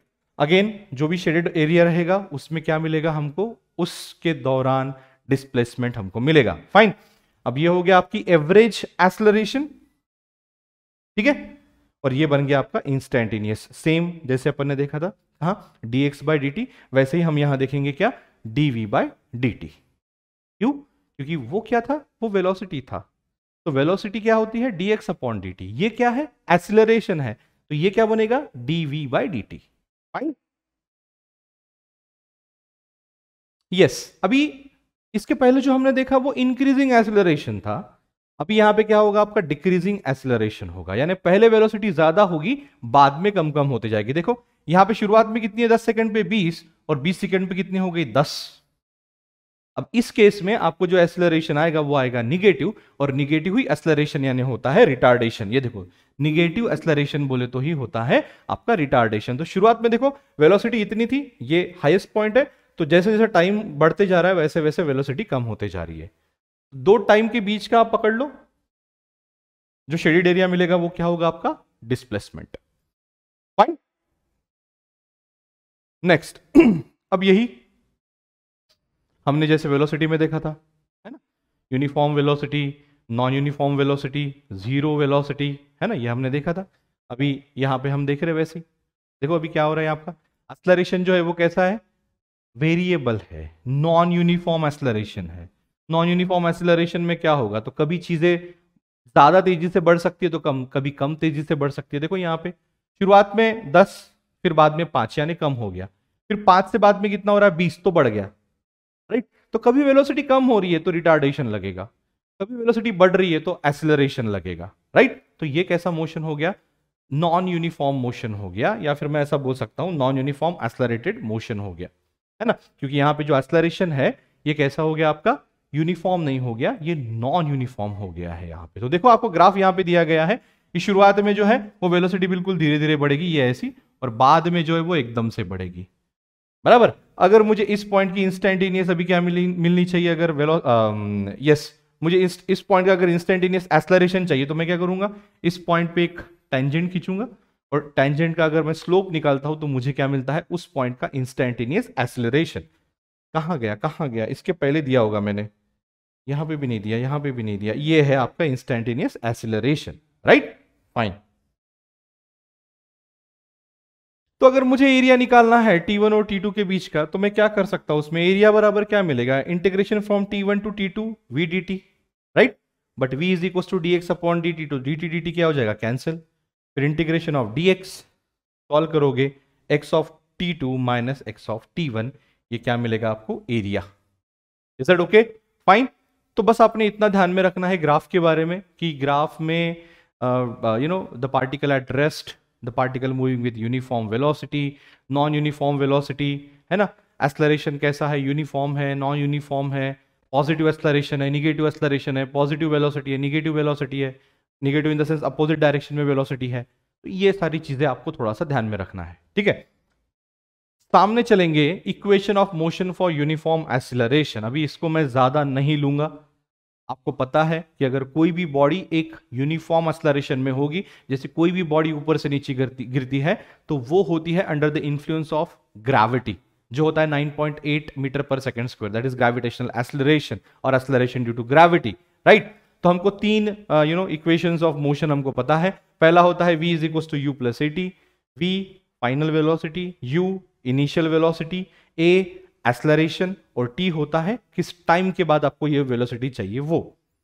Same यहां पे आएगा, यहां पे s डिस्प्लेसमेंट है, बाकी तो चीजें यहां पे आपकी कवर है। तो v is equal to u plus at, v square is equal to u square plus 2as, and s is equal to ut plus half at square. ये तीन इक्वेशन आपको मिलेंगे इक्वेशन ऑफ मोशन के, right. सामने चलेंगे, relative velocity. Yes, relative velocity के concept को हम कैसे देखेंगे? देखो, अगर मान लो मैं ऐसे जा रहा हूं सामने, और मेरे साथ साथ बिल्कुल सेम स्पीड पे या सेम वेलोसिटी पे मेरा दोस्त जा रहा है, तो मुझे क्या लगता है, मेरे रिस्पेक्ट में ये जो दोस्त है वो कैसा है? स्टेशनरी है, वो चल नहीं रहा है, वो एक ही जगह पे खड़ा है या फिर बैठा है। लेकिन ऐसा नहीं होता, इसी को बोलते हैं रिलेटिव वेलोसिटी। वेलोसिटी या फिर मोशन ही क्या है? Itself is a relative concept. ये डिपेंड होता है कि ऑब्जर्वर कहां है, बराबर। 2 मिनट के लिए मान लो आप यहां पे खड़े हो, है ना, अब आप मुझे देख रहे हो, तो आपको लग रहा है कि मैं कैसा हूं? स्टेबल हूं, एक जगह पे खड़ा हूं।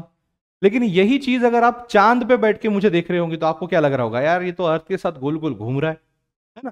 तो ऑब्जर्वर या फिर रेफरेंस पॉइंट चेंज हो गया, तो आपका जो आपका मोशन है वो भी क्या हो गया? चेंज हो गया। तो जो हमारा मोशन है, it's a relative concept and it depends on the observer और द रेफरेंस पॉइंट। तो ये क्या है? Velocity of object A with respect to object B, V A B बराबर क्या? V A minus V B.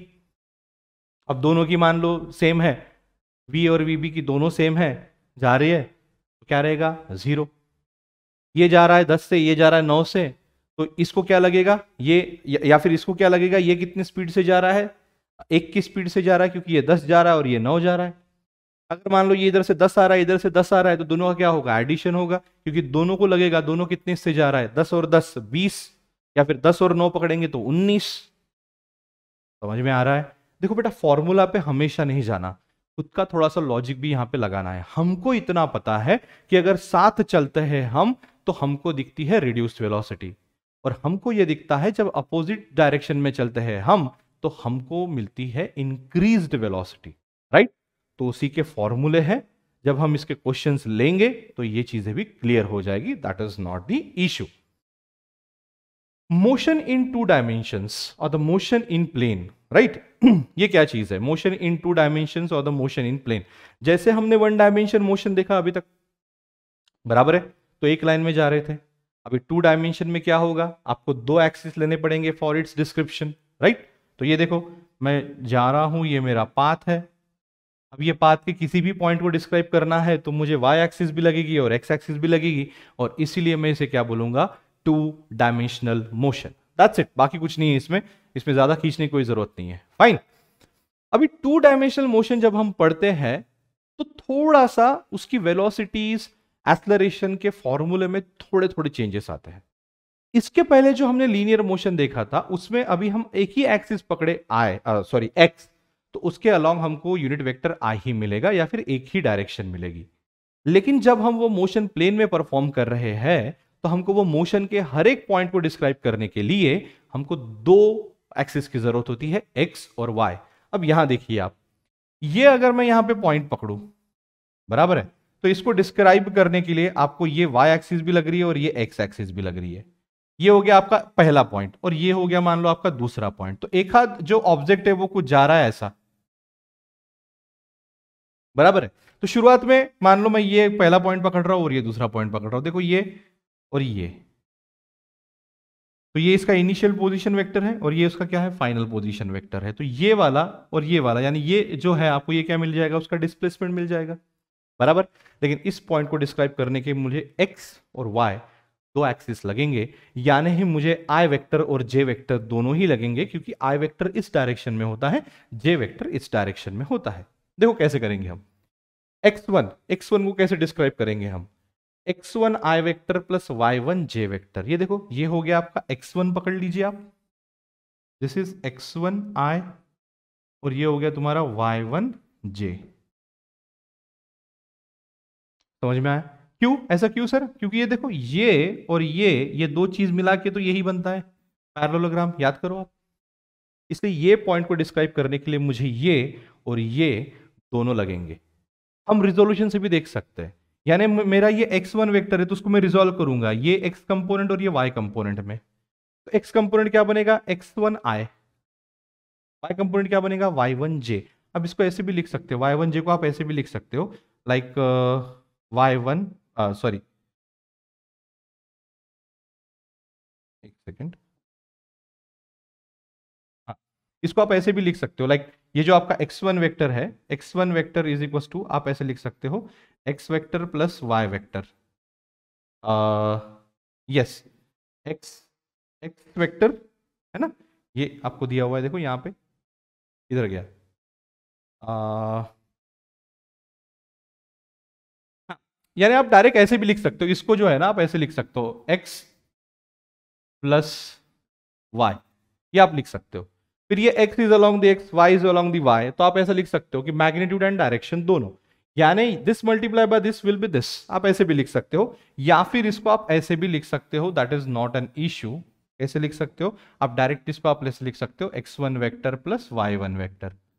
अब क्योंकि ये वेक्टर है तो मैग्नीट्यूड और डायरेक्शन दोनों है, तो ये x1 बन जाता है इसका मैग्नीट्यूड और ये i वेक्टर बन जाता है इसका डायरेक्शन, तो आप इसको ऐसे भी लिख सकते हो, और आप इसको ऐसे भी लिख सकते हो x2 vector plus y2 vector. ये और ये सेम, ये और ये सेम वेक्टर है, तो मैग्नीट्यूड और डायरेक्शन दोनों रहेगा, इसलिए वो आप लिख सकते हो। फिर सामने चलेंगे, अभी displacement change in the position vector, देखो मैंने आपको कहा था वो x2 माइनस x1, तो x2 माइनस x1 यानी क्या, डिस्प्लेसमेंट, तो इसको माइनस कैसे करेंगे, देखो x2 में से x1 निकाल देंगे i में डाल देंगे, y2 में से y1 निकाल देंगे j में डाल देंगे। देखो यानी x जो है ये पहले यहां था फिर बाद में यहां हो गया, तो मैं ऐसा पकड़ रहा हूं ये और ये, बराबर है, तो ये यहां पे जीरो के साथ, अभी ये अगर मान लो आपका 10 है और ये यहां से अगर मान लो 50 है, तो 50 माइनस 10 हो जाएंगे, यानी कितने बचे तुम्हारे 40, तो एक्चुअल डिस्प्लेसमेंट कितना हुआ है, एक्स एक्सिस पे 40, वाई डायरेक्शन पे एक्चुअल में यहां पे पकड़ लो 20 था और यहां पे मान लो 30 है, तो 30 में से 20 कितने हो गए 10, तो वाई डायरेक्शन में कितना हो गया तुम्हारा डिस्प्लेसमेंट 10, राइट। तो ये देखो यहां पे वही चीज दी है, y2 minus y1 j, fine. अब वेलोसिटी निकालना है तो डिवाइडेड बाय टाइम करना पड़ेगा, ये तो हमको पता ही है, कुछ नहीं किया, इसके डिवाइडेड बाय टाइम किया, इसके डिवाइडेड बाय टाइम किया, that's it, that is your velocity, fine. I hope आपको समझ में आ रहा होगा, और नहीं समझ में आ रहा होगा तो थोड़ा सा आप उसको रुक के एक बार रिवाइंड करके देखिए। मैं यहां पे कोशिश कर रहा हूं कि आपको टेक्स्ट बुक का हर एक पॉइंट यहां पे समझे, एटलीस्ट उसके बारे में आपको नॉलेज रहे कि कभी कभी चल के बाउंसर क्वेश्चन आता है तो आप उसको टैकल कर सके, और ऑब्वियसली जो इंपॉर्टेंट है वो तो अपन ले ही रहे हैं, ठीक है। अब वही चीज एवरेज कितना होगा, V X I V Y J, इसको आप ऐसे भी लिख सकते हो V X vector plus V Y vector. ये देखो ये वेक्टर है तो ये होगा मैग्नीट्यूड, ये हो गया डायरेक्शन, ये वेक्टर है ये हो गया मैग्नीट्यूड, ये हो गया डायरेक्शन, राइट। ये फॉर्मूला हमको पहले से ही पता है। अब ये देखो दोनों के बीच में 90 का अगर एंगल है वी एक्स और वी वाई, राइट, तो हम सीधा ले सकते हैं उसका मैग्नीट्यूड वी का कितना, V X square plus V Y square, tan theta V Y by V X, same अभी फॉर्मूले आपको सेम मिलेंगे, tan थीटा में y का और डिवाइडेड बाय x का, यही मिलने वाला है आपको। अगर मुझे मान लो इंस्टेंटेनियस लेनी है, वही लिमिट का फॉर्मूला लगाओ, dx बाई dt अपने को पता है, राइट, लेकिन यही चीज i और j दोनों में आपको मिलेगी। i में dx बाई dt होगा क्योंकि x की डायरेक्शन में जा रहे हैं अपन, j में y की डायरेक्शन में जा रहे हैं तो dy बाई dt रहेगा, राइट।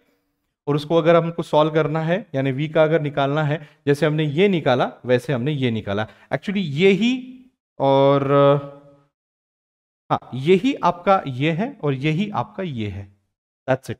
यानी आप vx को dx बाई dt लिख सकते हो, vy को dy बाई dt लिख सकते हो, राइट, फाइन।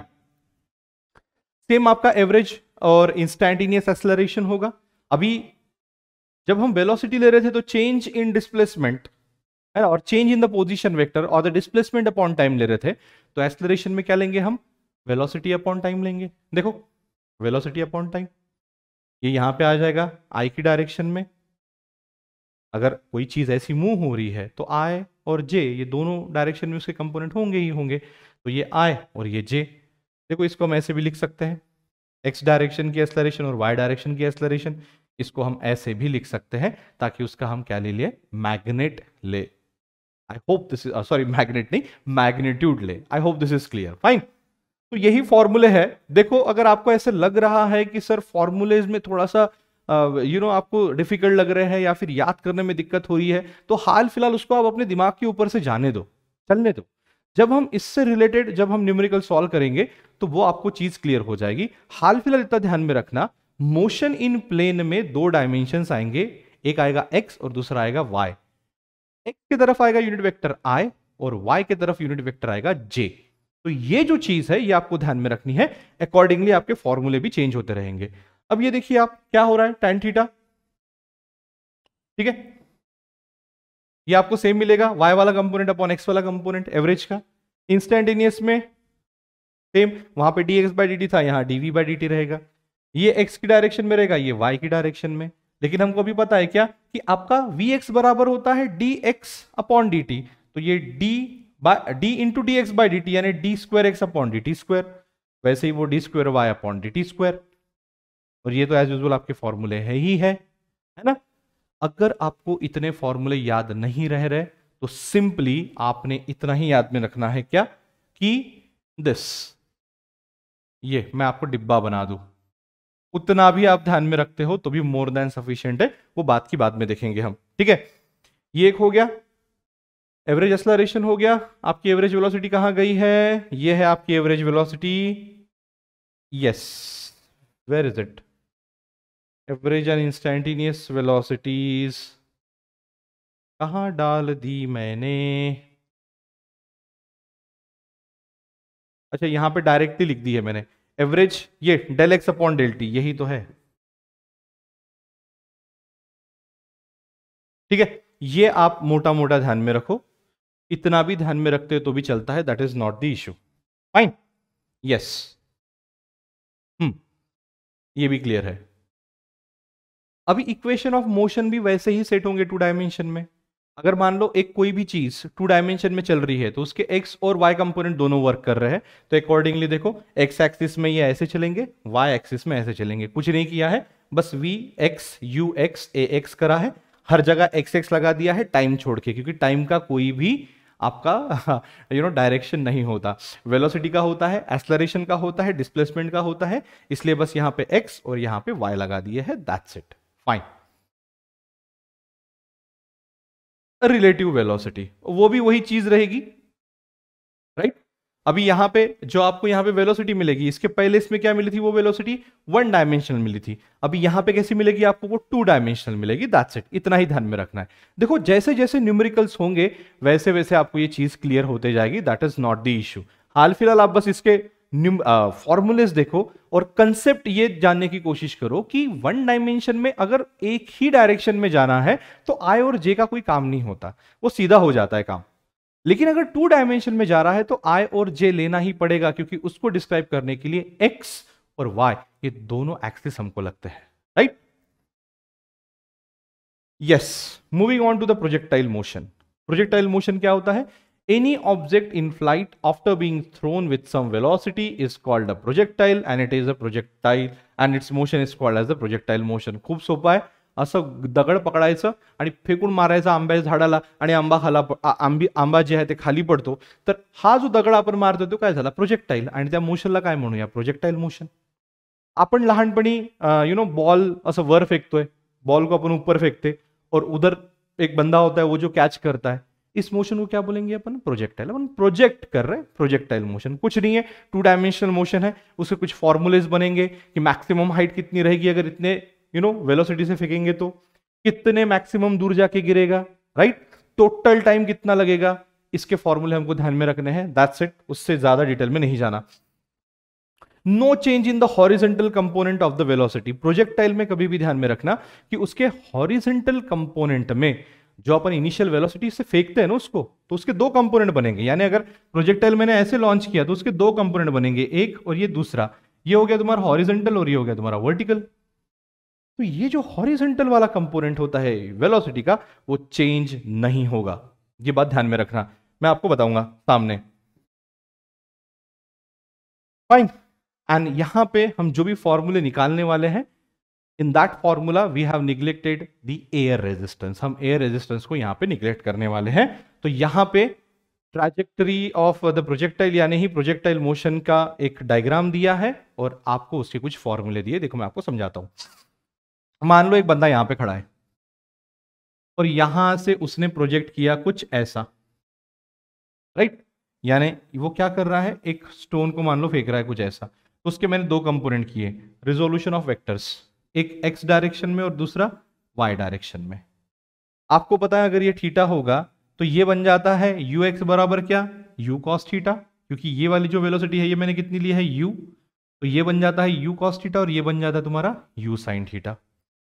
इस कंपोनेंट को लेंगे अपन यू वाई, इस कंपोनेंट को हम लेंगे यू एक्स, यानी ही इस चीज को हम ऐसा लिख सकते हैं यू वेक्टर बराबर u x vector plus u y vector, हम इसको ऐसा लिख सकते हैं। दैट्स इट, जो हमने अभी अभी देखा, राइट।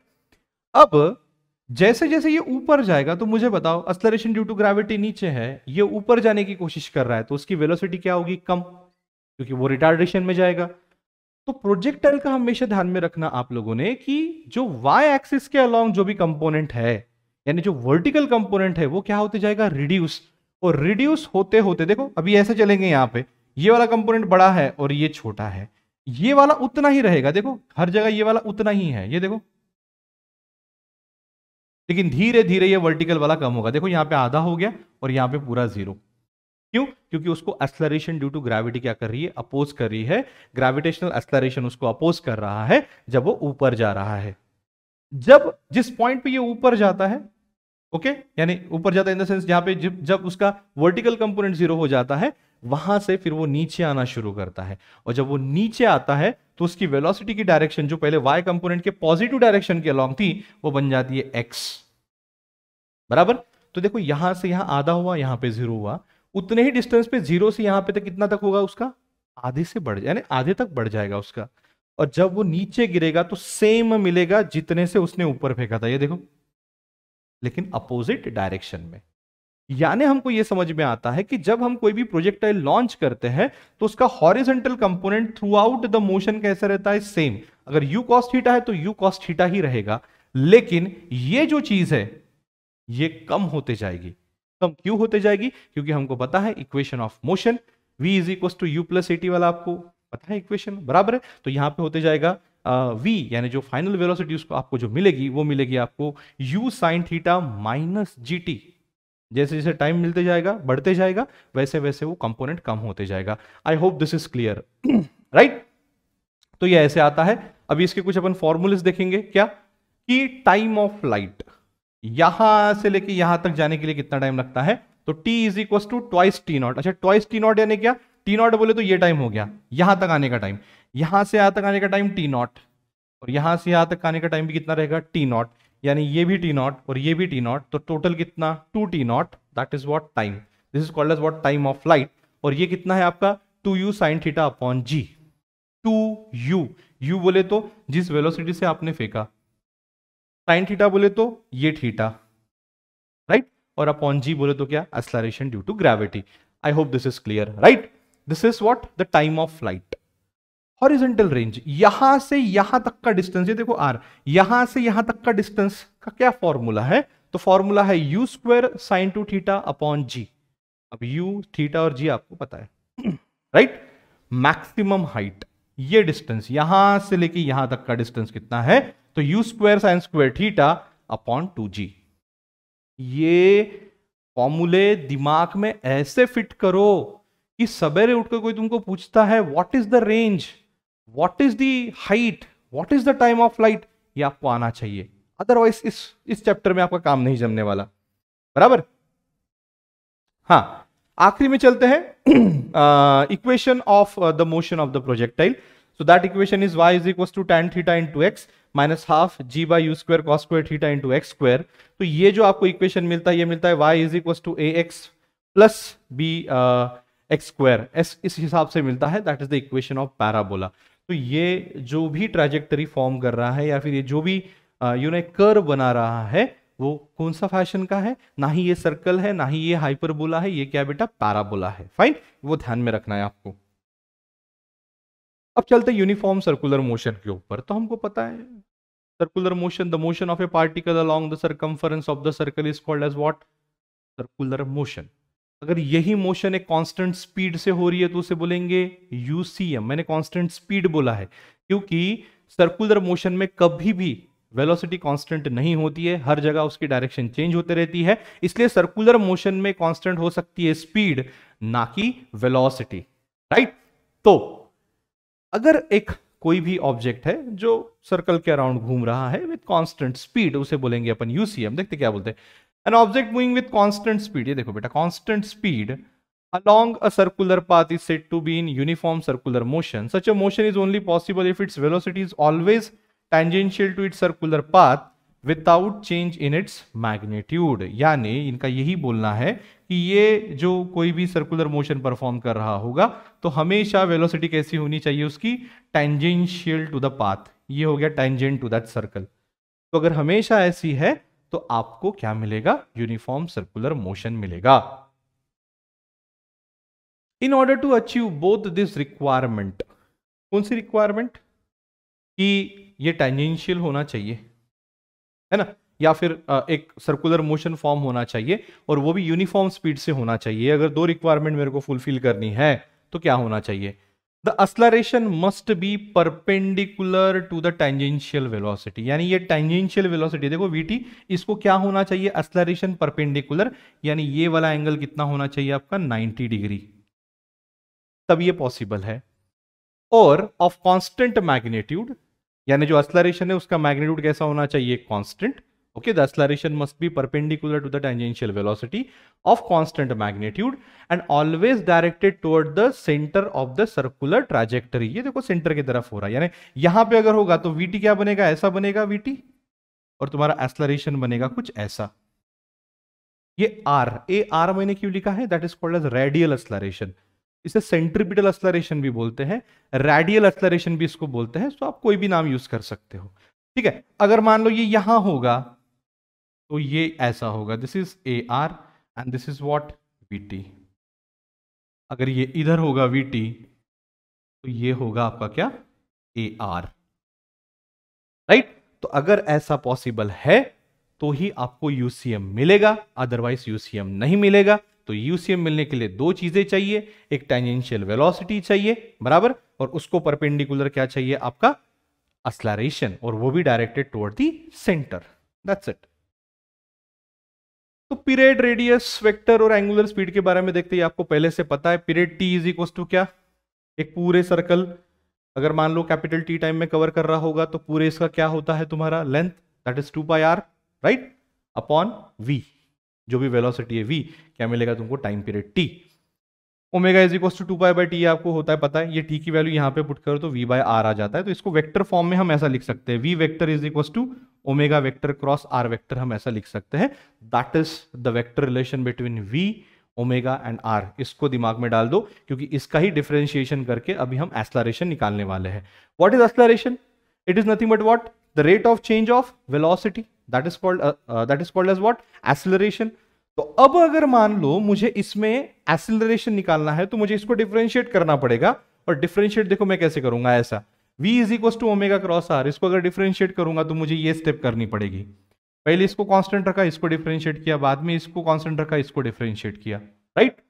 तो देखो ओमेगा dr/dt बोले तो v होता है, d ओमेगा/dt यानी अल्फा होता है, और r यहां पे होता है, राइट। तो देखो मैंने क्या लिखा है, omega cross v, alpha cross r, यानी सर्कुलर मोशन में दो टाइप के एक्सेलरेशन होंगे, पहला रेडियल एक्सेलरेशन या फिर सेंट्रीपिटल एक्सेलरेशन, और दूसरा टेंजेंशियल एक्सेलरेशन।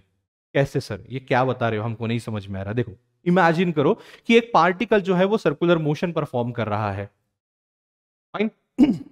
अब अगर मान लो उसकी वेलोसिटी बढ़ते जा रही है, धीरे धीरे ये गर गर गर गर घूम रहा है एकदम से ऐसा, राइट। तो मुझे बताओ वो गर गर गर घुमाने के लिए उसको टेंजेंशियल फोर्स लगेगा नहीं लगेगा, और उसको सेंटर के अराउंड घूमने के लिए सेंट्रीपिटल फोर्स लगेगा नहीं लगेगा।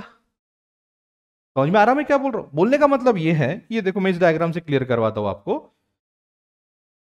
कि अगर मान लो इसकी स्पीड बढ़ते बढ़ते जा रही है तो ये वाला कंपोनेंट फोर्स का बढ़ना चाहिए ना, दिस इज टेंजेंशियल फोर्स, और जितना जोर से इधर घूमेगा उतना ही जोर से उसको यहां पे पकड़ के रखना पड़ेगा, तो उसके लिए कौन सा फोर्स लगेगा तुम्हारा, सेंट्रीपिटल फोर्स। समझ में आ रहा है, तो सेंट्रीपिटल फोर्स से कौन सा एक्सेलरेशन आएगा, सेंट्रीपिटल एक्सेलरेशन आएगा, टेंजेंशियल फोर्स से कौन सा एक्सेलरेशन आएगा, टेंजेंशियल एक्सेलरेशन आएगा, राइट। लेकिन यूसीएम में ये स्पीड कांस्टेंट होती है ना बेटा, इसलिए वहां पे टेंजेंशियल एक्सेलरेशन होता है 0। ये हमेशा ध्यान में रखना कि इन यूसीएम, है ना, इन यूसीएम AT इज 0, देखो मैंने यहां पे लिखा है for UCM tangential acceleration is 0, तो बचता एक ही एक्सेलरेशन है, कौन सा, तुम्हारा रेडियल एक्सेलरेशन, जिसका वैल्यू होता है ओमेगा वी, यानी है v square by r. Sir ये कहां से लाए, v is equal to r omega आप पुट कर सकते हो तो ये मिलेगा, और ओमेगा इज इक्वल टू उसी के हिसाब से आप वी बाय आर पुटअप करो तो आपको ये इक्वेशन मिलेगा, दैट्स इट।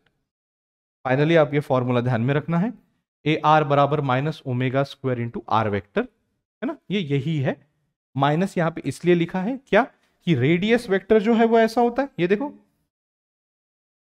ये पकड़ लो आप, ये रेडियस वेक्टर है, देखो ये ऐसा रेडियस वेक्टर है, यानी it is directed from the away from the centre, लेकिन टेंजेंशियल सॉरी रेडियल एक्सेलरेशन जो है it is directed towards the centre, यानी मैं ऐसा बोल सकता हूं रेडियल एक्सेलरेशन और रेडियस वेक्टर ये अपोजिट डायरेक्शन में है, और इसीलिए ये आपका फॉर्मूला आया है, कौन सा फॉर्मूला आया है, ये वाला फॉर्मूला आया, इसीलिए आपका इधर गया, सॉरी सॉरी सॉरी बहुत सामने गया अपन, हाँ, इसलिए आपका ये फॉर्मूला आया है a r is equal to minus omega square into r vector. ये बस इतना बताता है कि रेडियल एक्सेलरेशन और ये जो आपका आर वेक्टर है ये कैसा है, in the opposite directions. Fine, okay, that's it. अब ये क्या है, कोनिकल पेंडुलम, तो ये तो आपको पता ही है, कुछ नहीं है, इसको ये यू पकड़ना, दिस इज द लेंथ, ये यू पकड़ना, दिस इज द लेंथ, दिख रहा है कि पेन, अच्छा अभी दिख रहा होगा, और इसको ऐसा गोल गोल घुमाना है ना, तो ये क्या बनेगा, cone, this is called as what, conical pendulum. The time period for conical pendulum is T is equal to 2 pi under root H by G. इतना ध्यान में रखो, उसके कोई डेरिवेशन में नहीं जाना, या फिर कोई चीज हमको ज्यादा एक्स्ट्रा करनी नहीं है। फाइन, तो यहां हमने, मुझे लगता है यस, यहां हमने कंप्लीट कर लिया है थियरी पोर्शन। थियरी पोर्शन में मैं आपको बताया हूं वेक्टर के बेसिक्स, और साथ में बताया हूं मैं आपको uniform sorry rectilinear motion, that is motion in the straight line, और फिर मैंने आपको बताया हूं मोशन इन द प्लेन। अभी जो हमने चीजें पढ़ी है उसी के बेसिस पे क्या क्वेश्चंस आए थे एमएसटी सीईटी के प्रीवियस ईयर में वो देखेंगे, धीरे धीरे मैं उसकी लेवल बढ़ाते जाऊंगा, और एंड में आपको जेई के कुछ क्वेश्चंस भी मैंने दिया हुआ हूं, देखते हैं अगर हो रहे हैं तो ठीक, आप मुझे कमेंट करना कि सर ठीक है, अच्छे लग रहे, हो रहे हैं, और अगर मान लो बहुत दिक्कत जा रही है तो आप वो भी कमेंट कर सकते हो, that is not the issue. So we are going to start the practice question on the theory which we have gone through. Fine, let's see. Okay, तर पहिला प्रश्न काय म्हणतोय, क्या बोल रहा है फर्स्ट क्वेश्चन बेटा, the difference between angular speed of minute hand and second hand of a clock is, minute hand और सेकेंड हैंड के बीच का आपको क्या निकालना है, एंगुलर स्पीड का डिफरेंस निकालना है, ठीक है। ये क्वेश्चन 2014-15 में पूछा गया था एमएसटी सीईटी में, उस वक्त ये क्वेश्चन बहुत फेमस थे, लेकिन इस क्वेश्चंस में कुछ हमको कंसेप्ट्स मिलते हैं जिसको देखना बहुत जरूरी है, ठीक है। तो इसको कैसे सॉल्व किया जाए, देखो ये हमारी क्लॉक होती है, राइट। अब ये 2 मिनट के लिए पकड़ लो, आपका कौन सा है, मिनट हैंड, और ये पकड़ लो आपका है सेकेंड हैंड, ये सेकेंड और मिनट, है ना। एंगुलर स्पीड का सीधा सीधा फॉर्मूला है अपने पास, ओमेगा इज इक्वल टू क्या है, 2 pi by T, capital T, बराबर। अभी हम सबसे पहले देखेंगे किसकी, मिनट हैंड की स्पीड, ओमेगा मिनट हैंड कितना होगा, 2 पाई बाय टी। अभी मिनट हैंड को पूरा एक रिवॉल्यूशन या फिर रोटेशन, उसके टिप को रिवॉल्यूशन, और ये पूरे मिनट हैंड को रोटेशन करने के लिए या फिर पूरा एक सर्कल मारने के लिए कितना टाइम लगता है, 60 इंटू 60, कितना लगता है आपको, 60 इंटू 60 इंटू यस 60 इंटू 60, है ना, हर 1 मिनट 60 सेकेंड, ओके, और ऐसे कितने हैं तुम्हारे 60 मिनट्स, तो दैट इज योर व्हाट, किसकी स्पीड है आपकी, angular speed of the minute hand. फिर चलेंगे अपन angular speed of the second hand, ये कितना होगा सेकेंड हैंड का, 2 पाई बाय कितना हो जाएगा तुम्हारा, ये 60 हो जाएगा, राइट। अभी क्या पूछ रहा है आपको, वो आपको पूछ रहा है the difference between the angular speed of the minute hand and the second hand, difference पूछा है मिनट हैंड और सेकेंड हैंड के बीच में। अभी किसका एंगुलर स्पीड ज्यादा रहने वाला है, तो आपके सेकेंड हैंड का एंगुलर स्पीड ज्यादा रहेगा, मिनट हैंड का कम रहेगा, तो हम उसको बाद में लेंगे। तो डिफरेंस मैं कैसे लूंगा, डिफरेंस बराबर omega s minus omega m. उसको अगर मैं सॉल्व करूंगा तो देखो मुझे कैसे मिलता है, मैं 2 पाई कांस्टेंट निकाल लूं बाहर, और यहां पे आएगा 1/60 माइनस 1/3, 3600, ठीक है, ऐसी चीज आएगी, राइट। तो अभी 3600 माइनस 60 हो जाएगा। इसको अगर मैं ऐसे सॉल्व करूंगा तो ये कितना मिलेगा मुझे, 3600 माइनस 60 यानी 3540 यहां पे मिलेगा आपको, और नीचे मिलेगा 60 इंटू 3600, राइट। अब यहां से देखेंगे हम इसमें से कौन सा ऑप्शन जो है वो हमको मिल सकता है। देखो इसको थोड़ा सा पहले सॉल्व कर लेंगे, ये 0 0 कैंसिल, और मुझे लगता है 6 का यहां पे कुछ ना कुछ जाना चाहिए। सो 6 5 जा 30 एंड कितना बचा तुम्हारा 5 4 एंड 6 9 जा 54। तो आपको सीधा सीधा तो आंसर ही मिल रहा है, देखो 59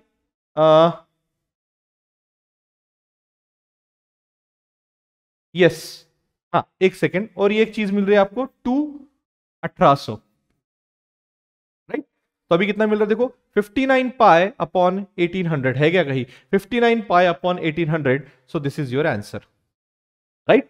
कैसे किया हमने, हमने सबसे पहले क्या लिया, मिनट हैंड का एंगुलर स्पीड लिया, फिर सेकंड हैंड का एंगुलर स्पीड लिया, दोनों को माइनस किया, और हमेशा सॉल्व करते वक्त हम यहां देखेंगे कि हमारा आया हुआ इक्वेशन वो इसके आसपास आ रहा है क्या। जब मुझे वहां पे 59 दिखा तो मुझे वहां पे एहसास हुआ कि मैं सही लाइन पे जा रहा हूं, और जैसे ही मुझे लग रहा है कि कहीं कहीं कट चीजें रह रही है, मैं यहां पे टैली कर रहा हूं और वहां पे सीधा सीधा आपको आंसर मिल रहा है, fine. So this is how you have to solve the questions. Next, angular speed of hour hand of a clock in degree per second. अभी एक पूरे चक्कर में कितना डिग्री लगाता है 360, और आर हैंड है तो कितने सेकंड लग रहे हैं 12 घंटे इंटू 60 मिनट इंटू 60 ऐसा लगेगा, राइट। अब देखते हैं यहां से क्या मिलता है अपने को, ये 1 0 निकल जाता है यहां पे, और मुझे लगता है 6 6 36, ये 6 कैंसिल हो जाता है, तो 120 मिल रहा है यहां पे, yes 1/120 is the answer, right. So that is your what 1/120। I hope this is clear. मी काय केलं याच्यामध्ये बघा, एक आर हँडला पूर्ण एक गोल चक्कर मारण्यासाठी किती लागतंय 12 तास, प्रत्येकी तासामध्ये किती मिनिट 60, आणि प्रत्येक मिनिटमध्ये किती सेकंड तर 60, म्हणून 12 इंटू 60 इंटू 60। आई बात ध्यान में, आर हैंड को पूरा एक गोल चक्कर लगाने के लिए कितना समय लगता है, तो 12 घंटे लगता है। तो 12 घंटे में कितने मिनट, तो 60, 60 में कितने सेकंड, तो अगेन 60, ये लिखा हूं। और कितना डिग्री होता है पूरा एक गोल में 360, तो इसको सॉल्व किया तो मुझे 120 मिलता है direct, fine. Next, yes, a particle moves along a circle of radius r with constant tangential acceleration. देखो ये ऐसा सर्कुलर ट्रैक में मूव हो रहा है और विथ कांस्टेंट टेंजेंशियल एक्सेलरेशन, मैं 80 पकड़ ले रहा हूं 2 मिनट के लिए यहां पे। If the velocity of the particle is v at the end of the second revolution, यानी यहां से मैं शुरू किया ऐसा, और ये गोल करते करते जब सेकंड राउंड मारा हूं तो यहां पे वेलोसिटी कितना आया है, मान लो v after second revolution, okay. Then the tangential acceleration is, tangential acceleration ये कितना है ये आपको बताना है। सीधी सी बात है, एक बंदा है जो सर्कुलर मोशन शुरू किया है, 0 से शुरू किया है, और 0 से शुरू करने के बाद जब तक वो 2 चक्कर लगाता है तब तक उसकी स्पीड कितनी हो जाती है v, और अगर उसका टेंजेंशियल एक्सेलरेशन 80 है तो टेंजेंशियल एक्सेलरेशन कितना होना चाहिए हमको v के सेंस में आपको बताना है, बराबर। तो इसमें मैं काइनेमेटिकल इक्वेशन लगा सकता हूं, v square is equal to u square plus 2as, ये मैं लगा सकता हूं। यहां पे a जो रहेगा वो क्या रहेगा, आपका टेंजेंशियल एक्सेलरेशन। अब इनिशियल वेलोसिटी कितना 0, तो फाइनल वेलोसिटी v स्क्वायर बराबर कितना आएगा 2 इंटू ए इंटू, अभी s यानी टोटल कितना उसने कवर किया है, तो टोटल कितना 2 इंटू 2 पाई आर, है ना। एक में कितना 2 पाई आर, तो 2 में कितना 2 इंटू 2 पाई आर, तो ये कितना हो जाएगा 2 into 2 into 2, that is 8 pi r into a, and that is v square.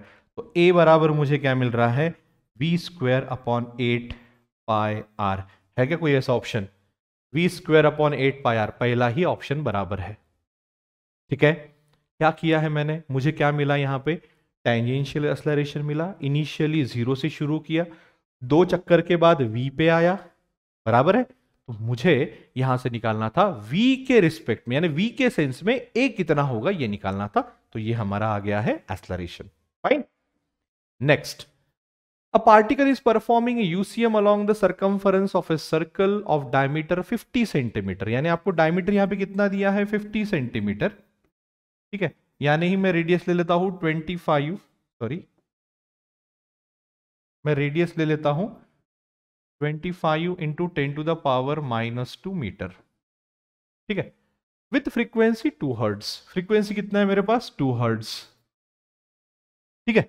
Next, the acceleration of the particle is, acceleration कितना होगा, अभी अभी हमने पढ़ा लास्ट में, एक्सेलरेशन का फॉर्मूला है a बराबर -ω² x। ये मैग्नीट्यूड और डायरेक्शन दोनों में हो गया। अगर मुझे सिर्फ मैग्नीट्यूड चाहिए तो मैं क्या लिखूंगा, सिर्फ a बराबर ω² x। अभी ओमेगा के लिए हमारे पास फ्रीक्वेंसी तो है ही है, और x बराबर, यानी वो सेंटर से कितने डिस्टेंस पे कर रहा है सर्कुलर मोशन, ये देखो यहां से यहां तक, ये कितना हो गया तुम्हारा r, यानी पार्टिकल यहां से शुरू होगा तो सेंटर से कितना डिस्टेंस है उसका r, तो वो x बराबर हो जाएगा यहां पे r। तो देखो मैं कैसे लिख रहा हूं, ω² बोले तो क्या 2πf, f क्या है आपकी फ्रीक्वेंसी, इंटू x, यानी ये x कितना आ गया तुम्हारा r, यानी 25 into 10⁻², that is equal to, अभी ये हो जाएगा तुम्हारा 4π², फ्रीक्वेंसी 2 है तो इंटू हो जाएगा 4, इंटू हो जाएगा 25 इंटू 10⁻², ठीक है। ये π² में दिया है तो पाई मुझे सॉल्व करने की जरूरत नहीं है। 4 into 25 is 100 and 100 into 4 is the 400, 400 into 10⁻² यानी 4, so your answer should be 4π²। Is there any option over there, yes 4π², fine. ऐसे आपको छुड़ाना है, जो भी फॉर्मूले हमने यूज किए डायरेक्ट उसका एप्लीकेशन करके आपको आंसर्स निकालना है बेटा, ठीक है। और इसको बार बार रिवाइज करते रहना है कि हमने ऐसे क्वेश्चंस आने के बाद क्या अप्रोच लिया, तभी जाके आपको वो चीजें आपके जहन में बैठेगी और आप सॉल्व कर पाओगे, फाइन।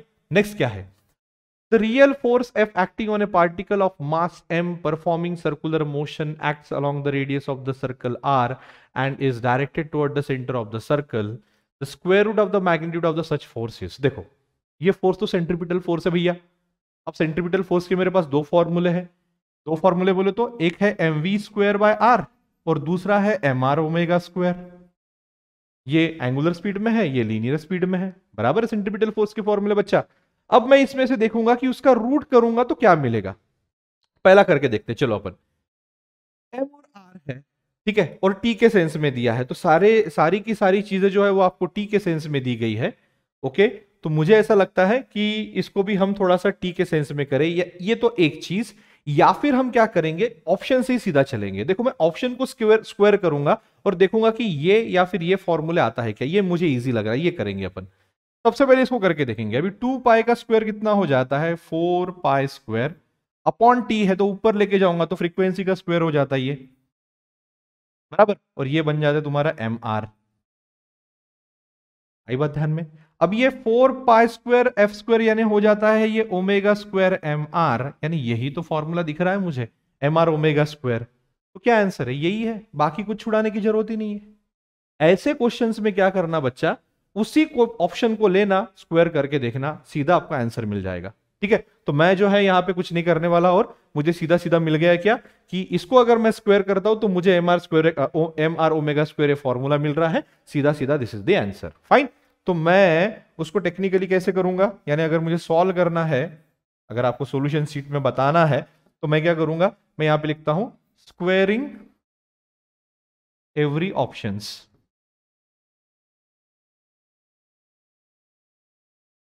ठीक है। नंबर वन में क्या चल रहा है 2π/t √m इंटू r, ठीक है। अभी इसको अगर मैं स्क्वायर करूंगा तो ये क्या मिलेगा मुझे, है ना, मैं ऐसा कर दे रहा हूं स्क्वेयरिंग,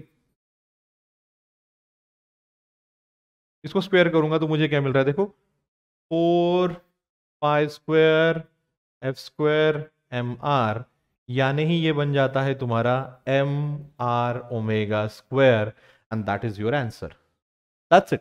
थोड़ा सा लॉजिकली चलना है। Next, a body of mass m is performing a UCM in a circle of radius r with speed v. The वर्डन by the centripetal force in moving it through 2/3 of the circular path is, एक बात हमेशा ध्यान में रखना, ये जो है circle, displacement इसका ये डायरेक्शन में होता है और सेंट्रीपिटल फोर्स सेंटर के डायरेक्शन में होता है, यानी डिस्प्लेसमेंट और फोर्स के बीच का एंगल कितना, 90 डिग्री है ना। मैं यहां पे ये एस कर लेता हूं और यहां पे ये फोर्स कर लेता हूं, and this is what 90 degree. And remember every time work done is equal to what, F S cos theta और F D cos theta. Now if cos theta is 90 degree, obviously that will be what, work done will be what, 0। तो remember every time जहां कहीं पे भी force और displacement में 90 degree का angle बन रहा है, वहां हमको वर्क डन हमेशा मिलेगा 0। Next, a particle is performing a uniform circular motion along the circumference of a circle of radius r and t is the periodic time, है ना, यूसीएम परफॉर्म कर रहा है, ठीक है ना, यूसीएम, ये ध्यान में लेना था हमेशा। In the time t/4 its displacement and distance covered are respectively, ये देखो ये हो गया तुम्हारा सर्कल, ये पूरा टी टाइम में कवर करता है, तो t/4 में कितना कवर करेगा, इतना, इतना बोले तो सर्कमफरेंस डिवाइडेड बाय 4, यानी इतना करने के लिए 2πr डिवाइडेड बाय मैं 4 करूंगा तो ये कितना हो जाएगा, दैट इज πr/2। ये क्या हो गया तुम्हारा डिस्टेंस, देखो यहां पे डिस्टेंस है कहीं, πr/2 यहां पे दिया है πr/2 और यहां पर π/2 दिया है, तो पूछा क्या, इट्स डिस्प्लेसमेंट एंड डिस्टेंस, यानी डिस्टेंस बाद में पूछा है तो बाद में πr/2 चाहिए, तो ये एक ही है, तो आंसर यही रहेगा, क्योंकि πr/2 वाला दूसरा कोई ऑप्शन मुझे दिख नहीं रहा, मुझे डिस्प्लेसमेंट निकालने की कोई यहां पे जरूरत नहीं है। क्यों नहीं है, क्योंकि देखो एक ही साइड में, देखो ये वाली कौन सी साइड है, तुम्हारी डिस्टेंस की साइड है, और डिस्टेंस तो मुझे πr/2 मिल रहा है, तो बस ये टिक मार्क करना, सामने छुड़ाने की जरूरत नहीं है, ठीक है। तो मैं इसको थोड़ा सा लिखते वक्त कैसे लिखूंगा, और क्वार्टर सर्कल, और मैं ऐसा कर दूं, फॉर, ऐसे लिख दूं मैं, for time t/4 distance is equals, कितना आएगा बेटा, 2πr/4 and that is equals to what, your πr/2, ठीक है। रेस्ट सॉल्व करने की यहां पे जरूरत आपको नहीं है। Next, in UCM, when time interval del t tends to 0, the angle between change in the velocity and linear velocity v will be, देखो बहुत इंटरेस्टिंग क्वेश्चन है बेटा, क्या बोल रहा है वो, कि आपको पता है कि सर्कुलर मोशन में हमेशा v की डायरेक्शन चेंज होते रहती है। अगर मान लो यहां पे v इस डायरेक्शन में है तो यहां पे v इस डायरेक्शन में रहेगा, यहां पे v इस डायरेक्शन में है तो यहां पे v इस डायरेक्शन में रहेगा। तो ये क्या पूछ रहे हैं कि जब कभी भी वेलोसिटी चेंज होती है तो चेंज इन द वेलोसिटी की डायरेक्शन v के साथ, यानी अभी ये v है, ठीक है, ये अगर v है तो इसके साथ वो कितना एंगल बनाएगी, है ना। ये अपने को सिलेबस में मैंने नहीं बताया आपको, ये पुराने सिलेबस में दिया है आपको, लेकिन फिर भी ये जानना जरूरी है कि ये क्या चीज है। देखो अब अगर मान लो मैं एक छोटा सा डिस्प्लेसमेंट लेता हूं, यानी ये पॉइंट यहां पे था, ठीक है, मैं इसे 2 पॉइंट अलग पेन से बना देता हूं, ये पॉइंट यहां पे था और यहां से ये यहां मैंने शिफ्ट किया ये पॉइंट, ठीक है। तो यहां का टेंजेंशियल कैसे बन रहा है, देखो ये टेंजेंशियल बन रहा है कुछ ऐसा, बराबर है। अब मुझे बताओ अगर मैंने ये वाले चीज को इधर शिफ्ट किया ऐसा, देखो ये वाले चीज को, ये वाले वेक्टर को यहां पे लाके रख दिया, तो ये देखो इसको पैरेलल कुछ ऐसा बनेगा, बनेगा नहीं बनेगा। अब इसके साथ मैं कौन सा वेक्टर जोड़ू तो ये मिलेगा, तो अच्छे से देखो अगर इसके साथ मैं ऐसा वेक्टर जोड़ू तो मुझे ये वेक्टर मिलेगा, देखो ट्रायंगल लॉ, ये पहला वेक्टर उसका हेड, ये दूसरा वेक्टर का इसका ऊपर क्या आ गया टेल, तो ये दोनों का जब मैं रिजल्टेंट लूंगा तो क्या मिलेगा ये, यानी ये क्या बन गया तुम्हारा डेल वी, यानी चेंज इन वेलोसिटी वेक्टर बन गया तुम्हारा, क्योंकि ये चेंज इन बन गया तभी तो तुमको ये मिला ना। तो इसमें और ओरिजिनल में कितना है 90 डिग्री, कितना है बच्चा 90 degree, so your answer is 90 degree. I hope this is clear. If the radius of the circular path and the frequency of the revolution of a particle of mass m are double, यानी r है,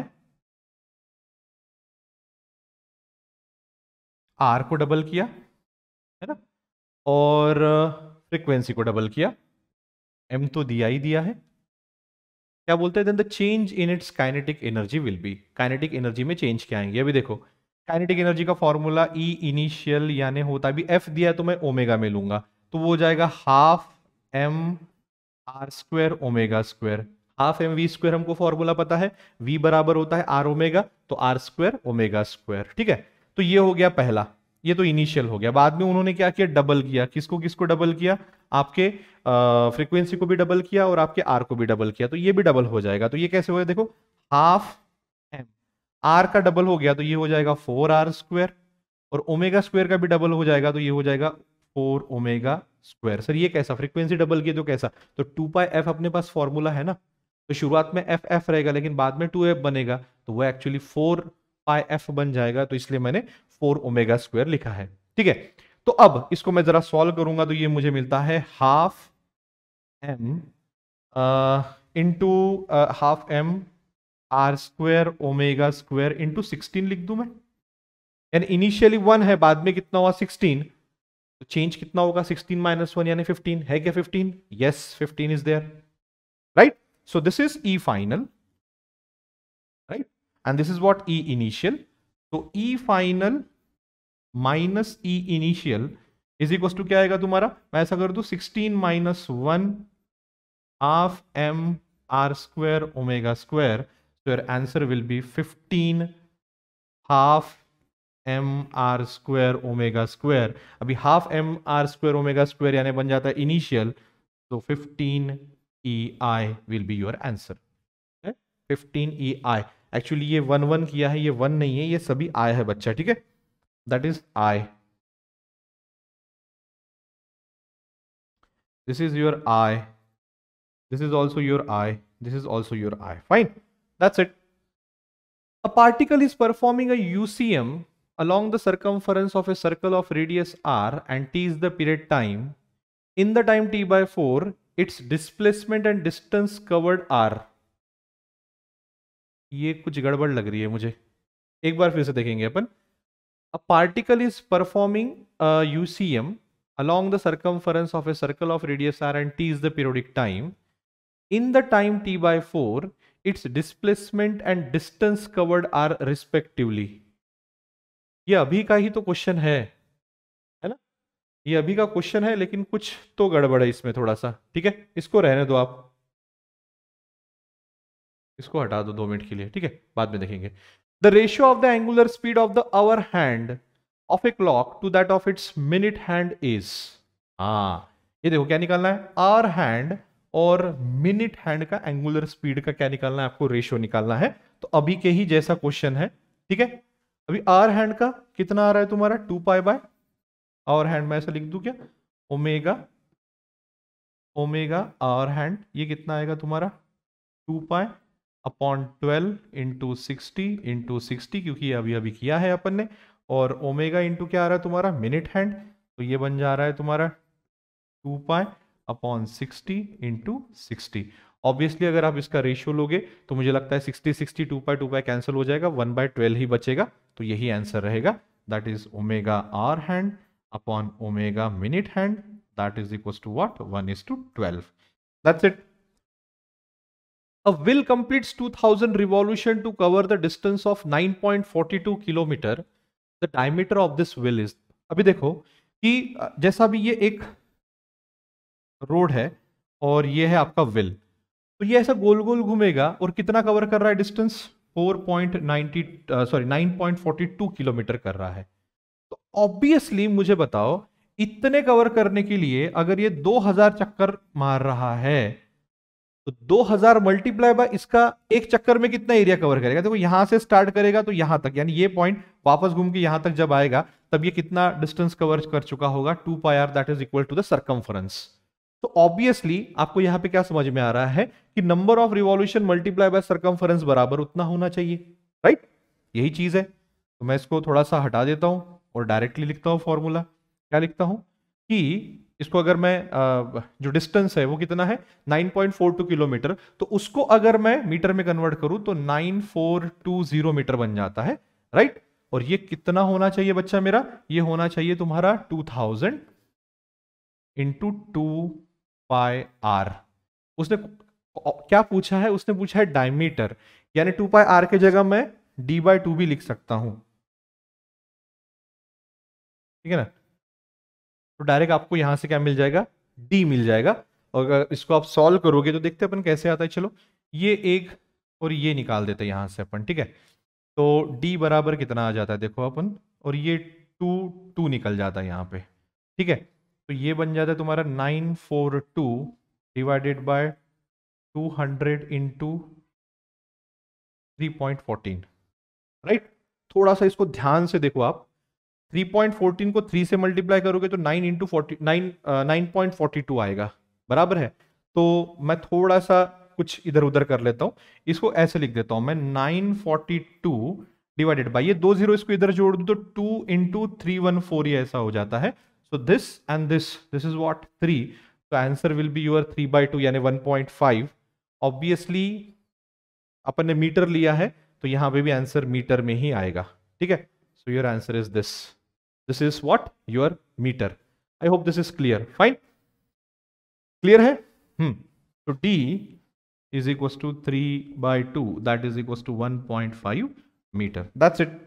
I hope this is clear. Next, two stones of masses m and 3m, दो stone लिए उनके masses m and 3m are willed in horizontal circles.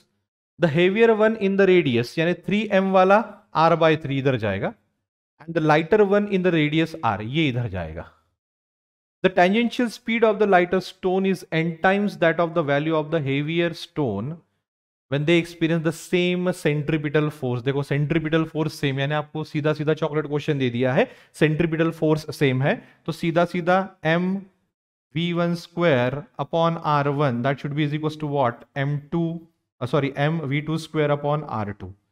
अभी m जो है वो यहां रख लेंगे हम, मास m है तो रेडियस कितना है, r है, तो m v1 square upon r है, और मास अगर मान लो कितना है तुम्हारा 3m है, तो ये हो जाएगा तुम्हारा v2 स्क्वायर अपॉन r2 कितना है r/3, सो ये r/3 यहां आ जाएगा, ठीक है। अब देखिए यहाँ पे m कैंसिल हो जाता है, ये r कैंसिल हो जाता है, ये 3 ऊपर चला जाएगा तो 9 हो जाता है, तो हमको यहाँ पे मिल जाता है v1 स्क्वायर बराबर 9 v2 स्क्वायर, तो v1 बराबर 3v2। क्वेश्चन क्या पूछ रहा है आपको, the tangential speed of the lighter stone यानी m वाले मास का, यानी v1 is n times that of the value of the heavier stone, तो m यहां पे क्या आ गया 3, therefore n is equals to 3। That's it, 3 is the answer. I hope this is clear, right. Next, in a non uniform circular motion, अभी कैसा uniform है क्या, नहीं है, नॉन यूनिफॉर्म है। The ratio of the tangential to radial acceleration, देखो मैंने अभी अभी आपको बताया था टेंजेंशियल और रेडियल एक्सेलरेशन का फॉर्मूला बताया था, सीधा सीधा याद करो। टेंजेंशियल AT बराबर होता है r अल्फा, और AR बराबर होता है v स्क्वायर बाय r, और r v ओमेगा या फिर r ओमेगा स्क्वायर ऐसा होता है। तो डिपेंडिंग अपॉन द ऑप्शन अपन इसकी बात करेंगे। देखो r अल्फा और v यानी हम सही जा रहे हैं, इसका अगर हम रेशियो लेंगे AT बाय AR, तो r alpha upon v square by r, तो दैट इज इक्वल टू ये क्या हो जाएगा, r square alpha upon v square, है क्या, alpha r square upon v square. Yes, C is your answer, fine. कुछ नहीं है, सिंपल है बेटा, जो भी मैंने थ्योरी आपको पढ़ाया है सीधा उसी से उठा के क्वेश्चन पूछ रहे हैं। एक दो अगर मैं इधर उधर कर देता हूं तो उसके कंसेप्ट हम यहां पे अलग से ले ही रहे हैं, so that is not the issue, fine. चलो, a body is moving along a circular track of radius, radius कितना है 100 metre, with the velocity of 20 metre per second.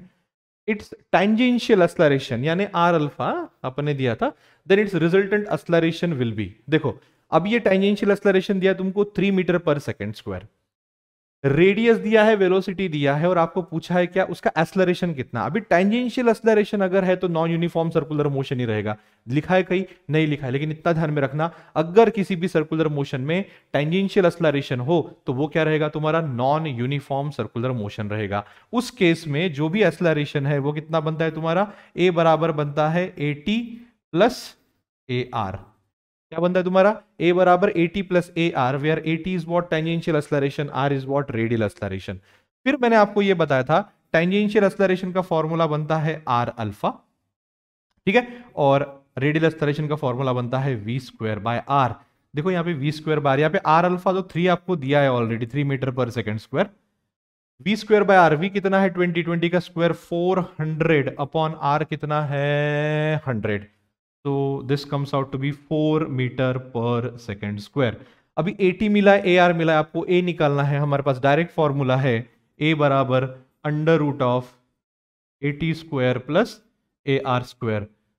Revise करके देख लेना, मैंने आपको ये बताया है फॉर्मूले। देयरफॉर ए बराबर आपको मिलता है 5 मीटर पर सेकेंड स्क्वायर, क्योंकि मुझे पाइथागोरस ट्रिपलेट पता है, क्या 3 4 5 है क्या 5, yes that is 5। Next, a particle of mass is performing UCM along a circle of radius r. The relation between centripetal acceleration and the kinetic energy is. देखो ऐसे question में क्या करना, मैंने आपको क्या कहा था, ऑप्शन के साथ खेलना है, देखना है वैल्यू सेम आती है क्या। चलो पहला करके देखते हैं, ये कौन सा है, सेंट्रीपिटल एक्सेलरेशन। तो ए बराबर क्या आ जाएगा तुम्हारा, वी स्क्वायर बाय आर आ जाएगा, है ना। ए बराबर आ जाएगा तुम्हारा v square by r, that is equal to twice E upon m r. अभी देखो आर आर कैंसिल हो गया, तो ई बराबर देखो कितना हो रहा है, yes half m v square. आएगा ऑप्शन बराबर, तो पहला ही बराबर है। ऐसे क्वेश्चन में रिलेशन में हमेशा एक काम करना, या तो ई का वैल्यू पुटअप कर देना या तो ए का पुटअप कर देना। अगर मान लो ई का वैल्यू पुटअप करा हो और अगर A V square by are आ रहा हो तो भी आंसर सही है। अगर ए का वैल्यू पुटअप कर रहा हो, ई का वैल्यू सही आ रहा है तो वो भी सही है। बाकी आप पुटअप करके देखो, आपको मिलने वाला नहीं है। ठीक है, तो मैं ऐसा करता हूं यहां पे वैल्यू ऑफ, अच्छा लिख दूं मैं इसको, अच्छे से लिख देता हूं आपको। ठीक है, चलो आपको यानी रिवाइज करने के लिए अच्छा रहेगा बाद में। क्या, putting a is equals to v square by r in option 1. ठीक है, in option 1. So what we get? We get what? v square by r is equals to twice e upon mr. Right? So from this we get what? E is equals to half mv square, and that is the formula. Hence, the option 1 is right. Fine.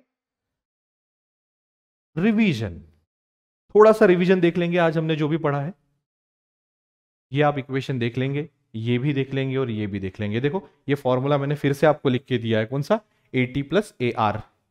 ए बन जाएगा minus omega square R for what, UCM. मैं यहां पे लिख दूं for UCM, for UCM, और for non UCM ये चीज चलता है। बाकी वो आपका फॉर्मूला ये आपको देखना है, इसको आप रिवीजन कर लेना एक बार, इसलिए मैं आपको अलग से फॉर्मूले लिख के रखा हूं।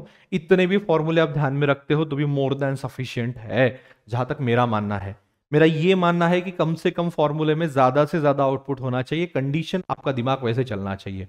Fine, yes. और वो कैसे चलाना है मैंने आपको आज के न्यूमेरिकल से बताया। इसके अलावा भी आपको न्यूमेरिकल्स मिलने वाले हैं, ये तो बहुत कम हो गए हैं, 15 ही न्यूमेरिकल्स हुए हैं, 14-15 ही हुए हैं, और आपको 30 35 40 50 भी न्यूमेरिकल सामने हो सकते हैं।